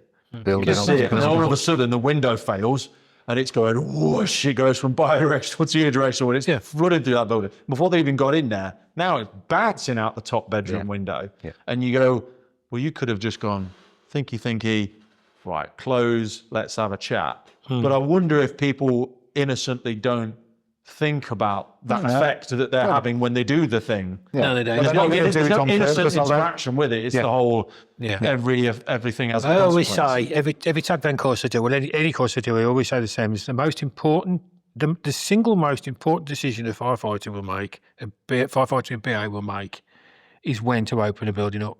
Mm-hmm. That's what he opens or closes, as Iain says, has an effect somewhere. Yeah. It's either a good one or a bad one. So you need to understand your environment to think, right, I've opened this up. Mm-hmm. And all it's a tactical decision to every door you open. Why am I doing this? Yes. There needs to be a reason why. And then you need to be able to understand what's happening after that. So if something starts to move faster, if your number two is there and he goes, I don't like the word number two, so we work as a pair. But if Iain was to then go, hang on a minute, we're starting to speed up a flow here, we need to understand, right, is that because I've opened this window or this door? Or so if I shut it down again, is it still doing it? No, it's not. Right, well, I've created that then, so have I got a flow coming from somewhere else because I've created an opening? Yeah. In which case then we've got something going on down here. Yeah. Or is it suddenly getting better? If Iain sat there and he goes, everything's getting better, this is much better, Dave, okay, lovely, we'll leave it open or we'll make it bigger. Mm-hmm. You know what I mean? But that decision, that ventilation tactic, that decision is the most important decision they will make on the fire ground as a firefighter, that one. There's no doubt about that. Mm-hmm. It'll either make or break it, one or the other. Now, if you look back historically, across incidents recently, where unfortunately we've lost firefighters, a lot of them are ventilation driven. Mm-hmm. So if you look at the Balmoral Bar, and listen, I'm not, hindsight's a wonderful thing and everything, but if you're working on the basis that we've got a fire in the basement and we open up the beer hatches, you create an inlet and an outlet, things are only going to get worse. Yeah. And the list goes on and on and on. And how long is it going to be until we actually do some quality ventilation training? And I'm not talking just about, like Iain hit on there, I'm not talking about using a fan. Yeah. I'm talking about teaching people the consequences or the potential changes you create by making an opening, whether that be an internal opening or a window. Because the other thing is, we do some training, some people do, we say to them, listen, you open this door up, you think, because it's not going to outside, you think you're not having any change on the vent profile inside the structure. Yeah. You are to a degree because your fire gases have got to will travel in there, that'll right, it lets more air in, the faster the bloody burns. And you think, well, did we need to open that? Yeah. Well, Lars actually said it at Manchester when he said, he said every door you open should be a tactical decision. Yes. And I took it when I did some training with a crew the other day, and we had a little YouTube video on the door so right, flow path, uni, straight through that door, it's coming out the window. It says, if I close that door, I'm instant when I come and close that door, if that doesn't slow down, I should know that I should be able to tell the B18, you don't need to open a single door because between you and the fire, there is a flow. Yeah. So, because when we train people and say, pass the doors on the left, ignore the doors, some people are like, well, if I come across the door, I'm going to look behind it, see if it's a casualty. Yeah. And I'm like, well, the door is the only thing at the minute, the whole defend in place concept, that's protecting that casualty. Okay. Yes. But we've got escape hoods and stuff like that. I said, right, well, that's the Grenfell thing of we need to take these down a stairwell and it's compromised. We're going to have to do this, stick it on. Yeah. But the best place for them to be is behind that thing. Yeah, leave them there. Go to the thing that's causing the problem. You know the combine harvester analogy? Yeah, absolutely. Yeah. Switch the combine off, then save the people. Because for all intents and purposes, between you and this, if you follow a flow path that you can see, there's no door you're going to have to open. Yeah. You should be able to go from here to there and put it out. Yes. Yeah. So, ignore the doors. Yes. Don't open a door for the sake of opening a door because you think there might be a casualty. That's the safest place for them to be. Because as soon as you open it, the survivability is going to drop. You're going to, drag them out through the smoke? Okay, maybe not. Just go and do the thing. And then come back and we can send the next crew to do whatever. Because as soon as you've sorted that out, everything's going to lift, everything's going to flow out. We can probably open the building up then. I completely agree. But is that is that instructed to the troops on fire engines across the country? No. I don't think it is, because as soon as you throw the words in persons reported, you watch a lot of you watch what happens, and I've seen it done at jobs. I want to be the person to drag them out. I want to be I need to get them. The fact that stuff's burning. On air, or I'm dragging a casualty. The fact that stuff's burning, it almost becomes secondary. And it's just sort of, I've got to go and find these people, and I'm going to pick them up and I'm going to bring them out into it is now an increasing flow. I'm going to pick them up is now an increasing flow path. I'm going to pick them up into a less survivable atmosphere than they were in before. Yeah. And it's a moral dilemma of thinking, well, do I really want to leave them in there while I'm doing this? But it is easier and far better for them to deal with what's trapping them in the first place and then come back to it. But it is that moral concept of, you walked past my child. You walked past my dad. You just left. No, there was more crews coming, and I knew they were there, and I knew the best chance of me helping them is them staying down there where it's nice and cool, or certainly less smoke. And I'm going to go and switch the thing off, and then absolutely I've just told them, someone's coming in straight behind. It's going to be another minute. If they're in that flow path, if they're in my direct route, so let's use your example at the front door and it's in the back bedroom and everyone else is closed. If they're on the staircase or they're in the landing there, I would grab them quick and sling them out on the lawn. What I'm not doing is into the living room. If the living room is shut at this point, it stays that way.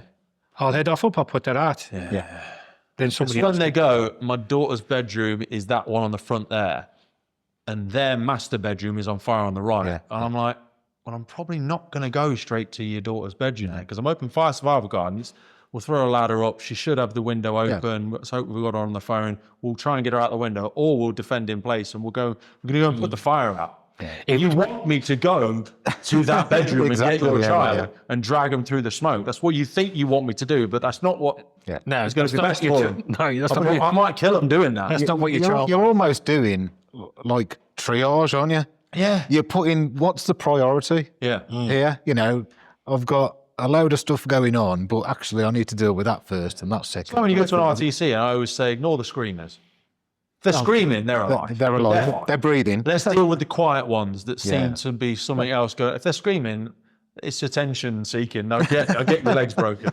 But you're fine because you're clearly breathing and you're screaming. Exactly. You're moving things on. But I think it brings us back to something that's been a bugbear of both of us really for quite a long time. You're setting up a BA drill, you know, you're in training, and the OIC will say, right, you give the brief to the BA crews, and it'll be firefighting, search and rescue. The clue's in the name. Right. Yeah, but which one do you want me to do? I'm the BA crew. Which one do you want me to do? Yeah. Am I searching for fire or searching for casualties? Well, I always say it's written on the truck. We are fire and rescue. Yeah. Fire comes first. Yeah. We're fire and rescue. And we'll do that bit you know, first. so what Dave was saying there, you'll get crews going in right and firefighting, search and rescue. Then I've got to do both. I want to search that, but I've got to deal with that. And we set it all up. And I think, you know, the point I was making earlier, you know, in our guidance there, you've got things like the directional search. And even there's a statement in there, it's been in there since it was the old technical bulletins, that says if you follow this route and you do a left hand, there's a chance that you could actually get the other side of the fire or cut your retreat off. And you think, well, boy, that's our guidance. Why is that in there? Well, you know, surely we can come up with something a bit Do you think better. national operational guidance has been net positive or negative? Personally, Big controversial question. Has it net helped? I think it's been a waste of money. It's not very user friendly. I'll say that as a starter. No. The platform, with respect to IT people way more intelligent than me, and since they'd put the sign in on it, it's a bit of a clusterfuck. It's not very. It is difficult. People don't use it. I think it's. Ops assurance use it when they reference it in a debrief. Yeah. But we ain't reading it on the way to a job, Ollie. No. It's too clunky. No. It's not written for firefighters to read very well, I don't think. No, there's too much there. A lot of it, I think, if you do navigate around it and you find your way through it, then there's a lot of stuff that's been added that has been positive. There's a lot of word salads in there, which I think when you're sat in front of the curly wig, they're going to point at it and go, it says these are the 47 hazards you were expected to experience at a fire. Did you read them on the? Are you a trained firefighter? Yeah, did you put control So measures competent in? means for you all of read them? this. So you are operating to that. And as soon as you go, what we're really doing, they go, right. Well, you signed the thing that said you were going to do that. Yes. And then we're like, well, hang on a minute. We know we're setting people up to fail. Is that why some services are frightened to do anything on it? To deviate from To it. deviate. So we'll fully adopt. We won't adapt anything. We won't get rid of anything. Because the litigation side of it, Yeah. are we being held by something that essentially But is that's like outdated? agreeing to put your house on sand. You're going, well, you've built a perfect nog house that no one's doing, and I'm going to put it on my service that don't have the foundational knowledge to really adhere to what That's a we're good saying example. we're going to do. Yeah. That's And a then we just fantastic send the analogy. technical bulletin out and say, firefighters, read the latest nog. They're adopting this now, and we go, okay, read it, tick the box. Did you understand it? I don't fully understand it. We don't do that. Historically, that's all we've done. That's all the UK fire services have done. So we've had incidents of note, whatever the case, they've realised something is wrong or whatever else. They've put out a new technical bulletin. They put it into TVs or NOG, wherever it is now. They put it out, and that's it. There's nothing else follows it up. No. It's the same with equipment. You know how it works. That we buy £4,000 or £5,000 tick cameras, bullards, and fantastic pieces of kit, right? And we don't go. You give them The stuff he teaches on thermography, and he goes, you've had about a 30-minute introduction to tick. You go, you know what cameras are like? It's a bit like a camera, but it shows heat. Grab that, off you go, and you go, yeah, okay. You wave it around like a wand and go, yeah. They give you the spec sheet. That's it. That's all you got on the station. Yeah.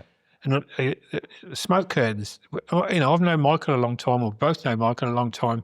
When he first came up with the smoke curtains, we were looking at them in the West Midlands years ago. Yeah. Fabulous, great piece of kit used in the right time, at the right place. People are buying them. They put them on a fire engine. They don't teach anybody how to use them. So what you do is you then see on LinkedIn, you see another fantastic use of a smoke curtain. You think, how is that a fantastic use of a smoke curtain? There's a fucking front door there to start with. If you needed to close it, just close the front door. yeah. Why do you put that there? And then they start to invent strategies and the curtain is still down. And you think, how can you get a flow through of what you want through there if your curtain is still down? And then they can have their place in smaller properties, because the thing is, when they're issued a fire service. No, you're completely right. I'm not saying that they don't, but what I'm saying is, Yes, when they're misused. it's when they're misused, and it's not the people who are using them. It's just that they've been given these pieces of kit, and they're almost trial and error things. Yeah. In my opinion, that is a very poor way about going out to learn whether things are any good or not. You should have the training behind it. So it lands on a truck and they go, right, this is what they can do. This is what you need to do should you need to start vent strategies. This is where they're really of any use. In this particular instance, Well, when we had Michael probably on, not bother. So I'll misremember, but you guys will love me. So his was garbage chute fire, compromised staircase was the incident of sort of the birth child. And then him and his wife helped come up with it with curtains at home and all that sort of jazz. But when I speak to people about it and I go, did you consider using smoke curtain? And they go, it's not a high-rise job. Because they see it as, I will use this on a high-rise to protect the stairwell. That's what the tool is for. Because that's what it got rolled out with. Yeah. Do you know what I mean? And we went, this is for use to stop it bleeding into a non-pressurized stairwell. Yeah. Consider this. Yeah. And then they were like, but you could use it in other places. But then they just start using it sporadically anywhere. It just goes everywhere, yeah. Because you can put it up and someone will go, looks fucking good, doesn't it? That's it. I'll sit, you've put it up well. A photo with it.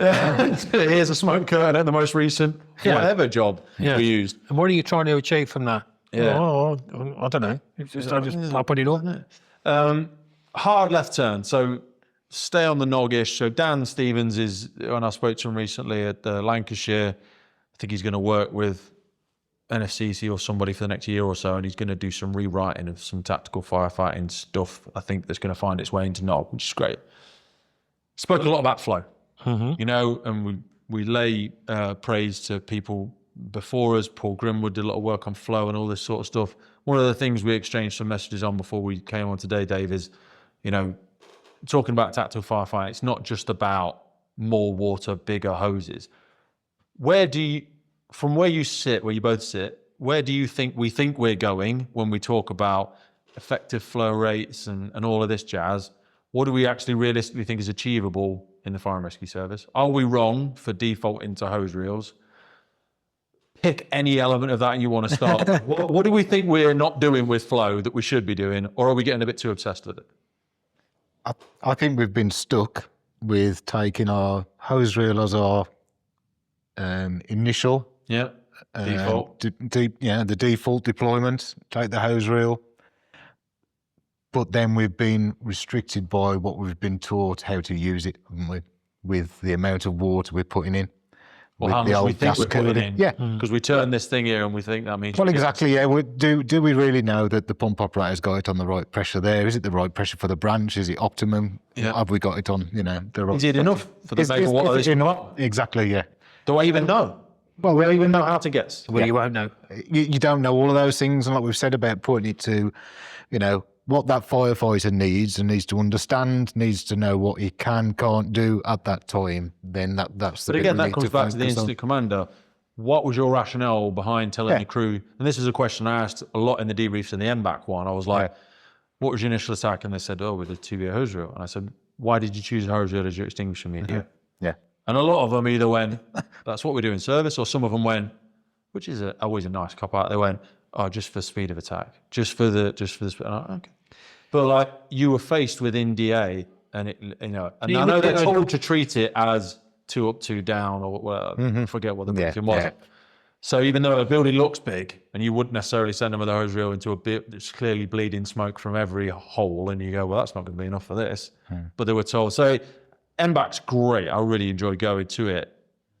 But sometimes you wish they could have smaller buildings to use as scenarios. We did, yeah. We did. Because there's only 1 or 2 small buildings at the college, isn't There's only the domestic, really.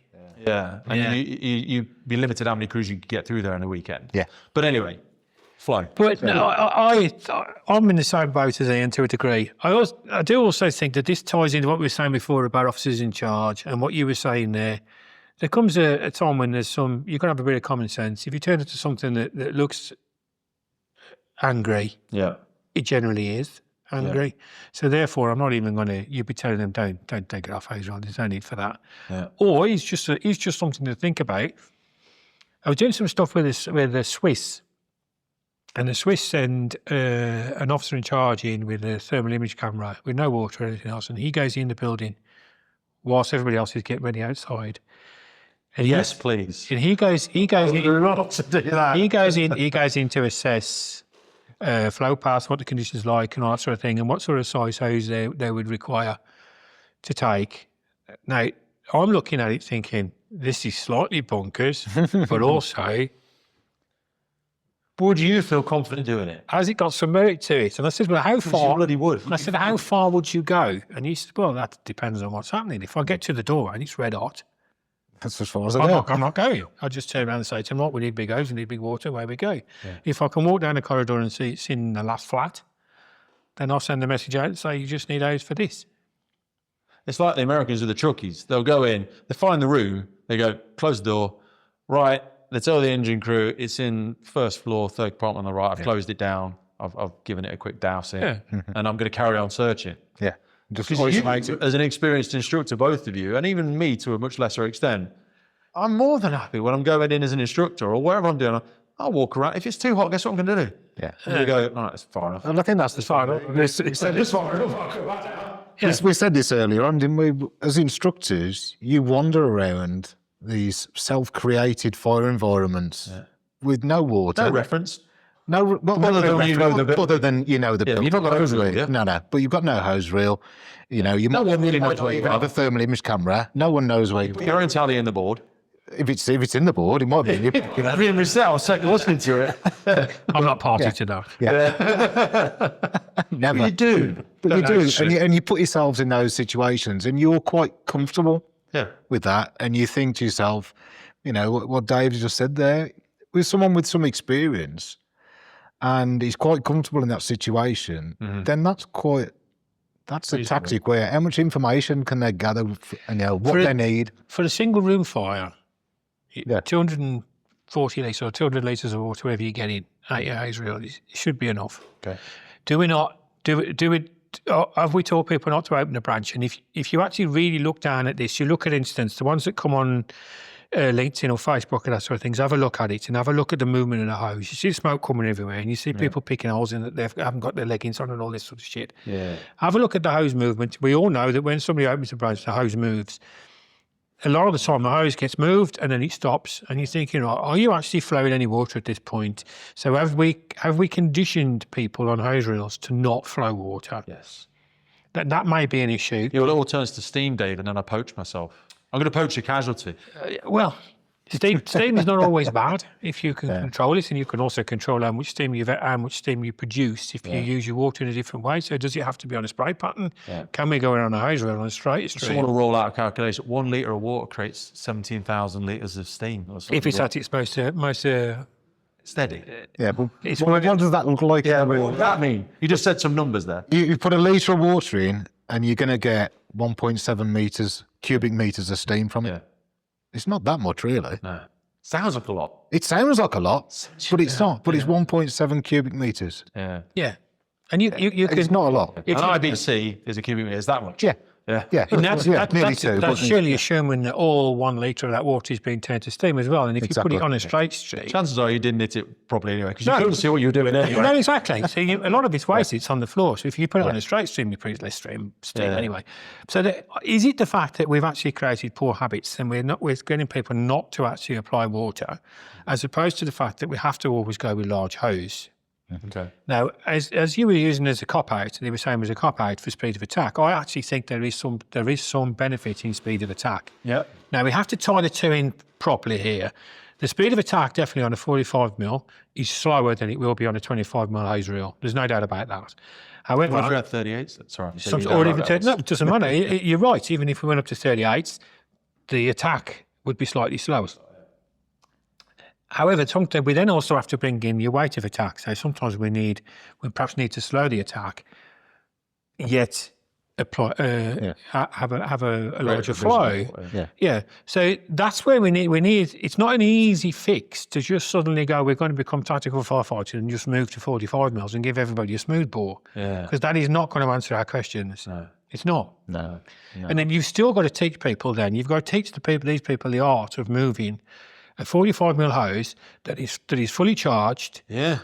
And to also understand that actually if you use a smooth bore, it does not stop air entrainment through your stream. Yeah. Anything that's moving at velocity, it will draw air. Yeah. So and I've heard this said that if we use a smooth bore, we're not drawing any air in. That's bullshit. If it's moving at a velocity, it'll drag air with it. That's what we see about transitional attacks. We go, well, if you're doing it, that's fine with a smooth bore because there's significantly less. Yes. There's not zero air entrainment. Yeah. You move it from the yard. I'm getting that water map in. Well, it's more important. Yeah, you're doing it on a cone. You're really not doing the fucking right. You're pushing lots of air in there, but you're still entraining some.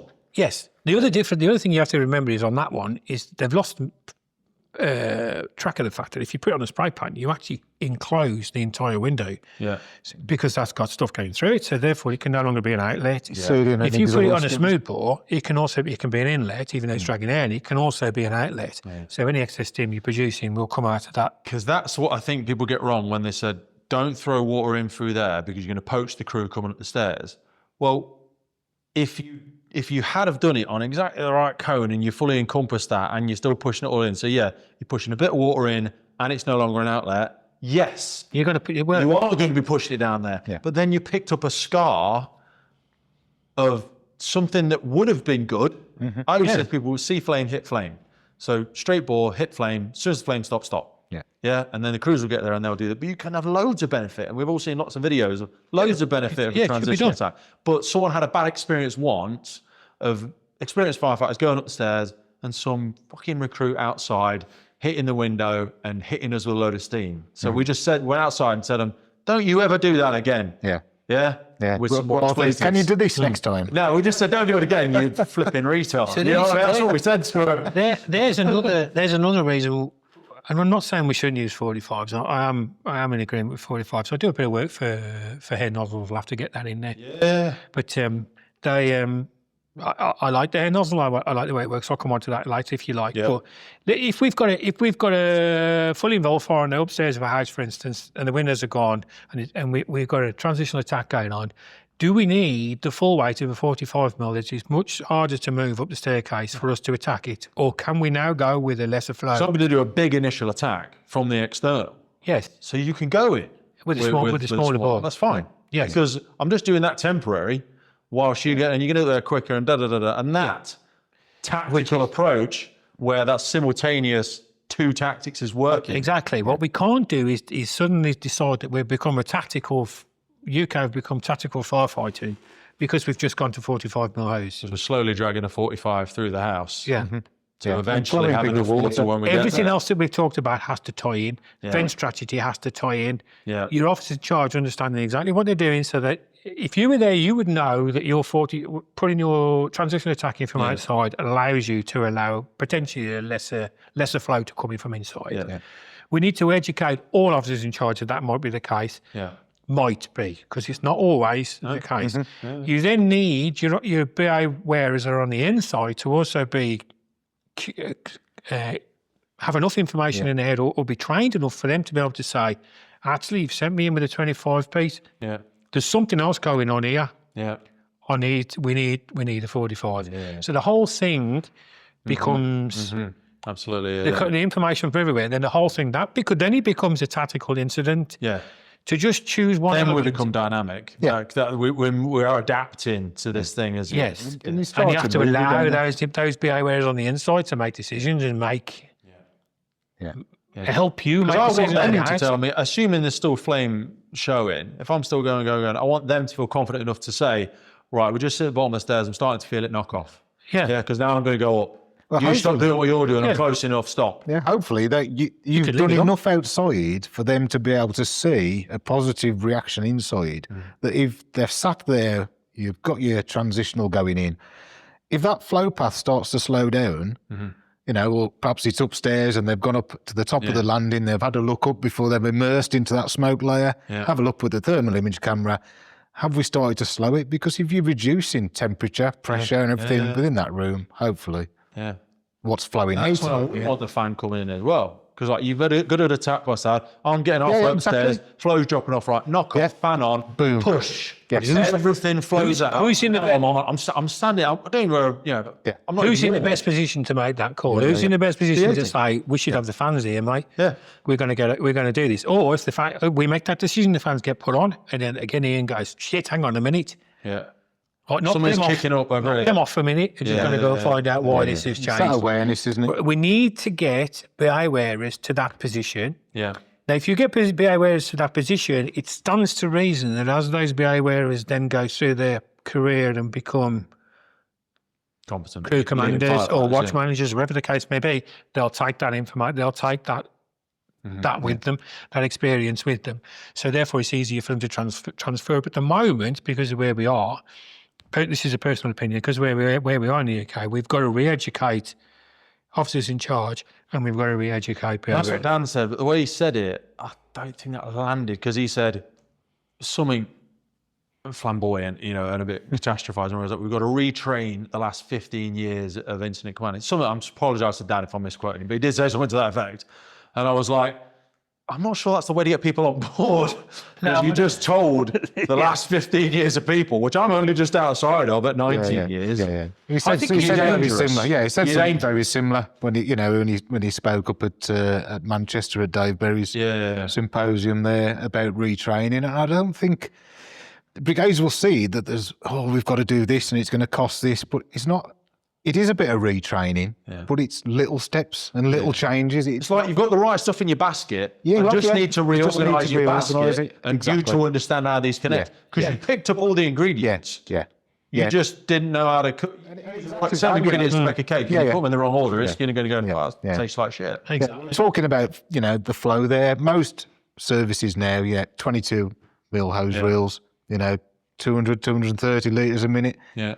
Yes, we've been pulsing with it, we've have it on cone settings, but the damage that can do, or that we can take energy from the fire gases and the fire with that on a decent duration, on a narrower cone. Duration, frequency. So I did it with a cruise the other day on station where they showed me a bit, chat to number 2, right, okay, we're going to move forward 3 meters, bang, bang, chat to number 2. And I was like, it's all there, just compress it. Yeah. So I got them down on their knees and it was bang, move, bang, move, bang, move, bang, move. And I'm like, that's fine. because everything you do outside the compartment is just temporary. Yeah. It's just a temporary improvement until you actually get to the thing and do it. Yeah. But it only matters. I keep trying to, and I'm going to have to give up on it. I keep saying this I want this squeegee effect to become a teaching methodology. Yeah. Which is, if you and I stand here and we're mopping out the bay, we do a squeegee and I go, fucking hell, Iain, do you see that bit of squeegee? Good on it. What do you reckon? Should we step forward and do a bit more squeegee? By the time we've done that, we're stood in water. Yeah, it's come so you need to go move one. So you're squeegeing uphill. Yeah. I don't think anybody likes it. People keep going to me, what's it go on? I maybe need to drop it. No. I'm a knuckle dragging idiot. It made sense. I'm like, go. It does. Switch For me, the tap off. Yeah. Taps at the door. We need to squeegee up to it, switch it up. Yeah. You know, For me, I think it's the fact that if we take that hose reel branch yeah. and we do our short, sharp pulses, and we could keep doing that all day long, Yeah. as long as the fire's got fuel and energy, it's going to keep pushing it back. The tap's still on. Yeah, the tap's on. It's still coming. If we take the big squeegee or the big narrow down cone and we open it up and we sweep it across and we really give it a shove, then we've given ourselves a bit of time. Now, do we make some advancement physically? Mm-hmm. So what we want is advancement with our water and the effects of our water, and then advancement physically, because we can create a longer gap. That's what we got to with the smoke calling experiments I did with Ricardo. When I was doing it, long corridor, right at the end. Yeah. It was that smooth bore, boundary, massive. You can see Massive the temperature amounts, yeah. probes as we were watching it, Yeah. all the way down the corridor. Well, the difference there is you're not just cooling the gas side. So if you use, the reason there's smooth bore and straight streams is if you surface cool, then the actual structure itself will take an awful lot of heat whole energy thing's out. dying, you're turning them back from actives to passives, massive and it's all passive, yes. tricky, and then it's giving you time to move. But physically advance it. That basic principle has never been shown to UK firefighters. So they don't see that. If I'm heading down this corridor They've got to it come set into this room, You know, for me to live show you temperature probes and the effect of even what you're doing. well, that's where water mapping rigs come in. So I did a water mapping rig when I was at the college. These are the things I showed them. I wrongly gave compliment to Dave the other day because I said, they've just built the first one in Manchester. And Stacco to he said, no, they've had one at the college for ages. Yeah, I built one down there. Because Manchester bought one. I think Ireland have just built theirs. They've just finished building it as well. But yeah, you've had one a long time ago. We built ours. But yours isn't full fiberglass, is it? No, we've got plastic at the bottom and Yeah. clear I think out. the one There's thing some they've on done the different Manchester, the whole thing is. The whole thing, yeah. Well, see we all couldn't of it. afford that. Yeah, I know. It is a bit 70. The principles of it, and then like Iain's talking about, the other thing is as well, and this is a tactical decision that people have got to make, is in my experience and when I've done these things, is it depends on the ventilation profile of the fire compartment at the end of that said corridor. Yeah. So like Iain was talking about, if you've got a spray pattern, we know that the spray pattern, the smaller water droplets are more efficient, it will absorb more heat energy, therefore your byproduct is more steam. Yeah. The other thing is when you go on a spray pattern, you also draw more air. We know that, building that. So if your fire compartment at the other end of that corridor is not ventilated, then by creating excess pressure in front of yourself, whether it be high up or low down, depending on what your stream is, I'm not going to go into all of that, but essentially what you're going to do is you're going to overpressurize, it's going to have to come back at you at some point. So that makes it uncomfortable and visibility poor. So if you change your stream to a straighter stream and use the U upside down like Ricardo was doing, those sort of things, that works really well. It's less efficient, a lot of water goes on the floor, but you're using the structure and everything else to do some of the cooling of the fire gases to come back. It gives you the visibility, you don't get the same that comes back over the top of yourself. However, if your fire compartment is got a decent ventilation profile on it, then actually your spray pattern might be more beneficial because you just keep pushing because it's running unilaterally. It's going straight out. You got to push stuff out. You're still going to get a certain amount of back push because you're overpressurizing. This depends on the size of the vent, but you can see my principle. Yeah. So the thing is again, it's about just giving these nuggets of information to firefighters, and the best way to do that is either in a water mapping rig to start with. You don't need a particularly large fire. You don't need a massive firehouse. But you can take them in and say, let me just show you what I'm talking about. And I know me and Iain do. You see a lot of the guys, you go, look at this, and they'll come back. And they go, fucking hell, nobody's ever We've told done me it in that. the fire behaviour units. If you've got a vent, or the side door that you're using to load for your condition. Make conditions better for yourself. Don't always you think things are getting worse, and actually they're only temporarily getting worse because the pattern you're on and the position you're in and the vent profile of the compartment itself. So so you're getting a false reading. And you're thinking, "Oh, this is getting worse. I'm trying to get hot," and you think that might be you. Yeah, absolutely. Yeah. So just let's change. Let's come off that. Let's change to this and give this a go. Okay, no, it's not happening this time. In that case, then we'll move on. Yeah. But have we got firefighters in the right position to sit there and think, shit, we're making this work for ourselves. Let's just try this. Yeah. And I don't think we're there yet. No, 100%. And we've got to get them there, that's not a massive journey. Like Iain says, you don't need to build water machineries as good as they are. You can do it in firehouses. There's ways of doing it, which is partially what me and Iain do when we go to, if people book us for CPDs. This is what we do: is we try to help instructors with their own facilities to say, listen, you can show people, you can show them this way. Give them confidence and empower them. Yeah. So do this and show these people these things. And then they'll learn lots from it. They'll take lots from it, and hopefully it'll be beneficial to them on the operational fire ground. Just as a touch on this, we don't. Yes, we need to make a bit of money, but we're not here to make a vast quantities of money. That's not our plan. Our plan really is to try and spread the word and make people better as they are. You want to leave it better than you found it. Exactly. A lot of people say it, but I think my personal experience when I speak to a lot of people, eventually most just give up and go, I'm going to retire in 5 years. Fuck it. Yeah, we haven't given up yet. I can't warm up the ocean. I'm just sod it. No, we refuse to give up. This is the way Just that belligerence, I love it. And at the moment, I think it is. fair play to Dave Berry and Stankovic and all them other people. Fair play to them. They're keeping everything alive. And we've been banging. We all say we're standing on the shoulders of giants. Yeah, there's you and there's many others that there's been many trying to do this for the last 50 years. Exactly. And I hope that they gain some, and having Dan on board is a definite plus because you've got somebody at that level. Yeah. Because you don't have to agree with everything he says. It's the net direction he's trying to go in. Exactly. Yeah. I'm with you on the direction you're going in. Yes. And that's worth a lot because when we were in the CFBT user group, I was chairman and Iain was secretary. And as much as good work that did over the years, we couldn't get hold of it. Couldn't get the penetration top tier. No. And that is a definite plus. Yeah.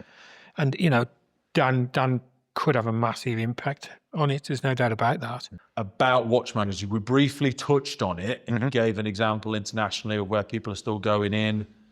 How do we find the middle ground of us doing something like that in the UK Fire Service? So for an example, a station I worked at before I moved to the current station that I'm at, we had tactical response vehicles where there's 2 people on the truck, me and my driver. We get there and everyone says, oh, well, they're just for bin fires. They're just more. Yeah, but every now and again, I'm going to be the first to arrive in a domestic. Yeah. And we did have 2 sets on the truck.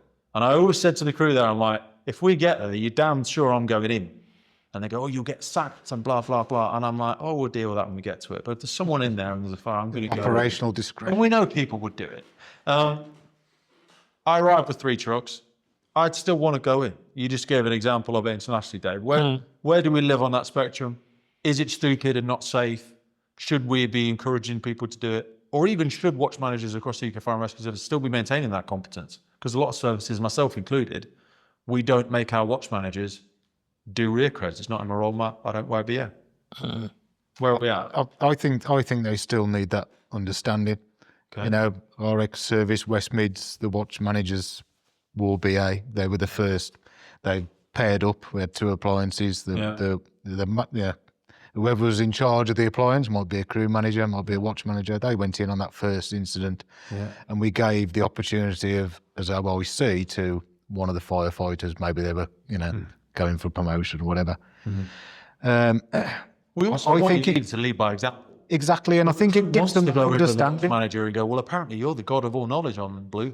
It was I want to wear with you. Yeah, it was so beneficial, I think, for them because the first thing a watch manager, crew manager's not quite as much, but the first thing that would go out the window when they went in was communication back outside. Yeah. Because all of a sudden we've put them in this situation where they're now wearing BA, don't do it all the time. They've got to go forward, deal with the environment, find the fire, find the casualty, ventilate, do whatever they needed to do. but that communication thing stops coming back out. But when they're stood on the outside, that's what they're after. They're pestering the BA teams or via the, from themselves or via You have almost got a sector commander inside now. Yes. And if that person's just being one firefighter, yeah. you're in the sector inside. Give me some what's going on. What do you think you want me to do? Yeah. But you're not trained in incident command. Yeah. So you might not be thinking what I'm thinking. Yeah. And I'm not a BA anymore. So I'm not, that's like... It's that appreciation, I think, that it gives them then of the experience of what it's like then going in, and also the fact that when they come back out, they've been in there, done what they're expecting their firefighters to do, and also got that better appreciation of it's authenticity. Yeah, it's a bit of credibility. What do I need? I'm asking you to do something I'm not willing to do myself. Yes. And what do I need to include in my briefs? Yeah. That I missed that would have helped you there, going into that. What Dave's thoughts? I'm of the same as you. I also think there would be a point that there might be some incidents, larger incidents, that I would probably want an officer to go in. Yeah, it's a bit complex. It's a large. Do we want somebody in with some eyes on to see if, especially if you've got, and we all know that the more BA teams we commit into an incident, the more opportunity there is for human error. Yes, for things to go, confusion, for people to do things. Fog of war, as they call it in the military. Yeah, for people to do random things that they probably shouldn't be doing. Weird shit. Where someone's got us. A bit of freelance. I haven't got much to do, so I'm going to go freelance and do something else. If you've got somebody else in there, it's almost like I suppose if you call it sector commander, whatever it be like, there's somebody there. Was there some benefit in that? Personally, I think there might be some instances that are. And equally, but you have the Grenfells where they had pictures of large bodies of sub-officers, watch managers stood outside. They couldn't use them. Yeah, we don't need any more incident commanders. I need BA wearers is what I need. Yeah. But you're not in your ticket, and that's not me slating London. It is what it is. Yeah. And I think they have gone back on that since. I don't know if you guys know any different, but I'm pretty sure they're sub-officers. I don't know if the rider station officers are BA. I'm not sure. No, I'm not Someone sure. from London will have to tell me. But I can see us, especially as services are shrinking, we've lost 11,000 firefighters since 2009 or whatever it is. We're going to need every resource. You can't send me to another station for a BA shortage because I can't do it. No. And I also don't even have my EFAD anymore. So I can only go there in charge. Yeah. And no wonder my crew are pissed off that I never go doing covers because I can only go with the watch manager. They also need, they need, if you maintain a ticket in BA, as an officer in charge, watch manager, by default you maintain the training that comes along with that. So you use the thermal image cameras, PPV, all the other things. You don't get, and sometimes this happens in brigades, is where, let's say PPV for instance, the officer in charge or a senior officer, like a ADO or whatever the case, what they call them now, station managers, will get a middle management version of what PPV should look like. They don't get the full story. If you don't know how to switch it on, but you need to know how it should be used. Yes, in my opinion, you need the whole thing. Yeah. So you know what you're asking these people to do. Therefore, you should know what it looks like when it's working properly, or you'll know something isn't working properly. Yeah. And you've got a good reason why, because you understand the fundamentals. So you could get onto them at first of all and say, is there a door closed, blah, blah, blah. All the things we understand. But if they're taken out of that world altogether, watch managers are taken out of that world altogether, it's very quickly you can become... This was a funny meme I saw poked at direct entry a little while ago when you see a direct entry, and I've had a few of them on the podcast. Some of them are lovely, I love them. But they were like, I don't know how, there's a picture on the clipboard. I don't know how to do your job, but my checklist says you're doing it wrong. And that's what you get to, isn't it? It's like, I've never been, I don't know how to wear BA, but my checklist says you're doing it wrong. Says you're not doing it right. Yeah. And that's what you don't want to get to, isn't it? That's for sure. And so I think there's some values in it. And I can't remember a watch manager in West Midlands ever really moaning about having to have to do it. No, some people go for promotion because they're getting a bit old and they don't want to wear BA anymore. That's a common thing I hear banded around, which to an extent, but maybe go and do a non-operational role if that's what you want to do. Yeah. I want to be respectful of our time, but we've spoken a lot about flow. We've referenced hoses and nozzles. You guys and girls have recently begun a collaboration with hand nozzles. Give us an interpretation of why you're champions of it. Why should anyone care? Why is it any different? Right. Well, there's a couple of things here. Now, in my opinion, if we're going to move to 45 mils or large, Large diameter. Low pressure, high flow branches, then a smooth bore for me, there's a couple of things we've got to think about. One, you're going to have to move that thing around for you to get your coverage. So if we're using a U like they did in Holland, Sweden, if we're doing this, you've got to move it around. It takes a fair amount of strength and energy to do that because of jet reaction on the branches. Yeah. The hen nozzle does not have the same jet reaction. Because of the way that the water comes out the other end, and that's something to ask. Yeah, that's the dynamics of how it has. Yeah, but honestly, There's some engineering within it. The jet reaction is less. Okay. And because the water comes out in a flat blade type of thread, the actual amount you have to move it is considerably less. You only just have to move it up and down. Oh, okay. Because the width of the blade, yeah, the water that comes out will hit both sides and the ceiling at the same time. Okay. So you just move up and down, which is dead easy to do. Yeah. And it really is quite easy. You reduce the requirement of that articulation of the bow method or whatever we're calling it. And because the water doesn't come out in a solid stream, as we were talking about earlier on, you get a better cooling efficiency from it because it is broken into a smaller droplets. It's not rather than you guessing how you're doing this in a dark room and you're not quite sure if it's good or not good. It's broken it down rather than having to have to move it around violently to create the smaller droplets to absorb the heat energy. Yeah. This thing is already broken to a degree, not down to the levels of 0.3. You don't need that, but it gives you a lot of surface cooling. Okay. It has the ability then for if you come down a corridor, that's great on that setting. Yeah. If you then come to a room here and you're at the doorway and you need a larger coverage, the thing will turn sideways. So then you can just shift. Rotates. Oh, nice. Either way. It takes out an awful lot of user error. Yeah. In my opinion. Essential for wasted. The big seller for me is the fact that, and don't just take my word for it, book a demo session. A demo. Yeah. And I do this for your hand, so it won't cost your brigade anything. So anybody that's watching this, I'll come and do it for nothing. Okay. I'll bring the branches down and have a go yourself. But the jet reaction on them is far less than on a smooth bore. Because with respect, I appreciate we want to have equality and diversity in all people of all shapes and sizes. I don't like the phrase anyone can do the job. I think that's bollocks. But there are a lot of smaller firefighters knocking around these days. They're not all big knuckle-dragging idiots like me.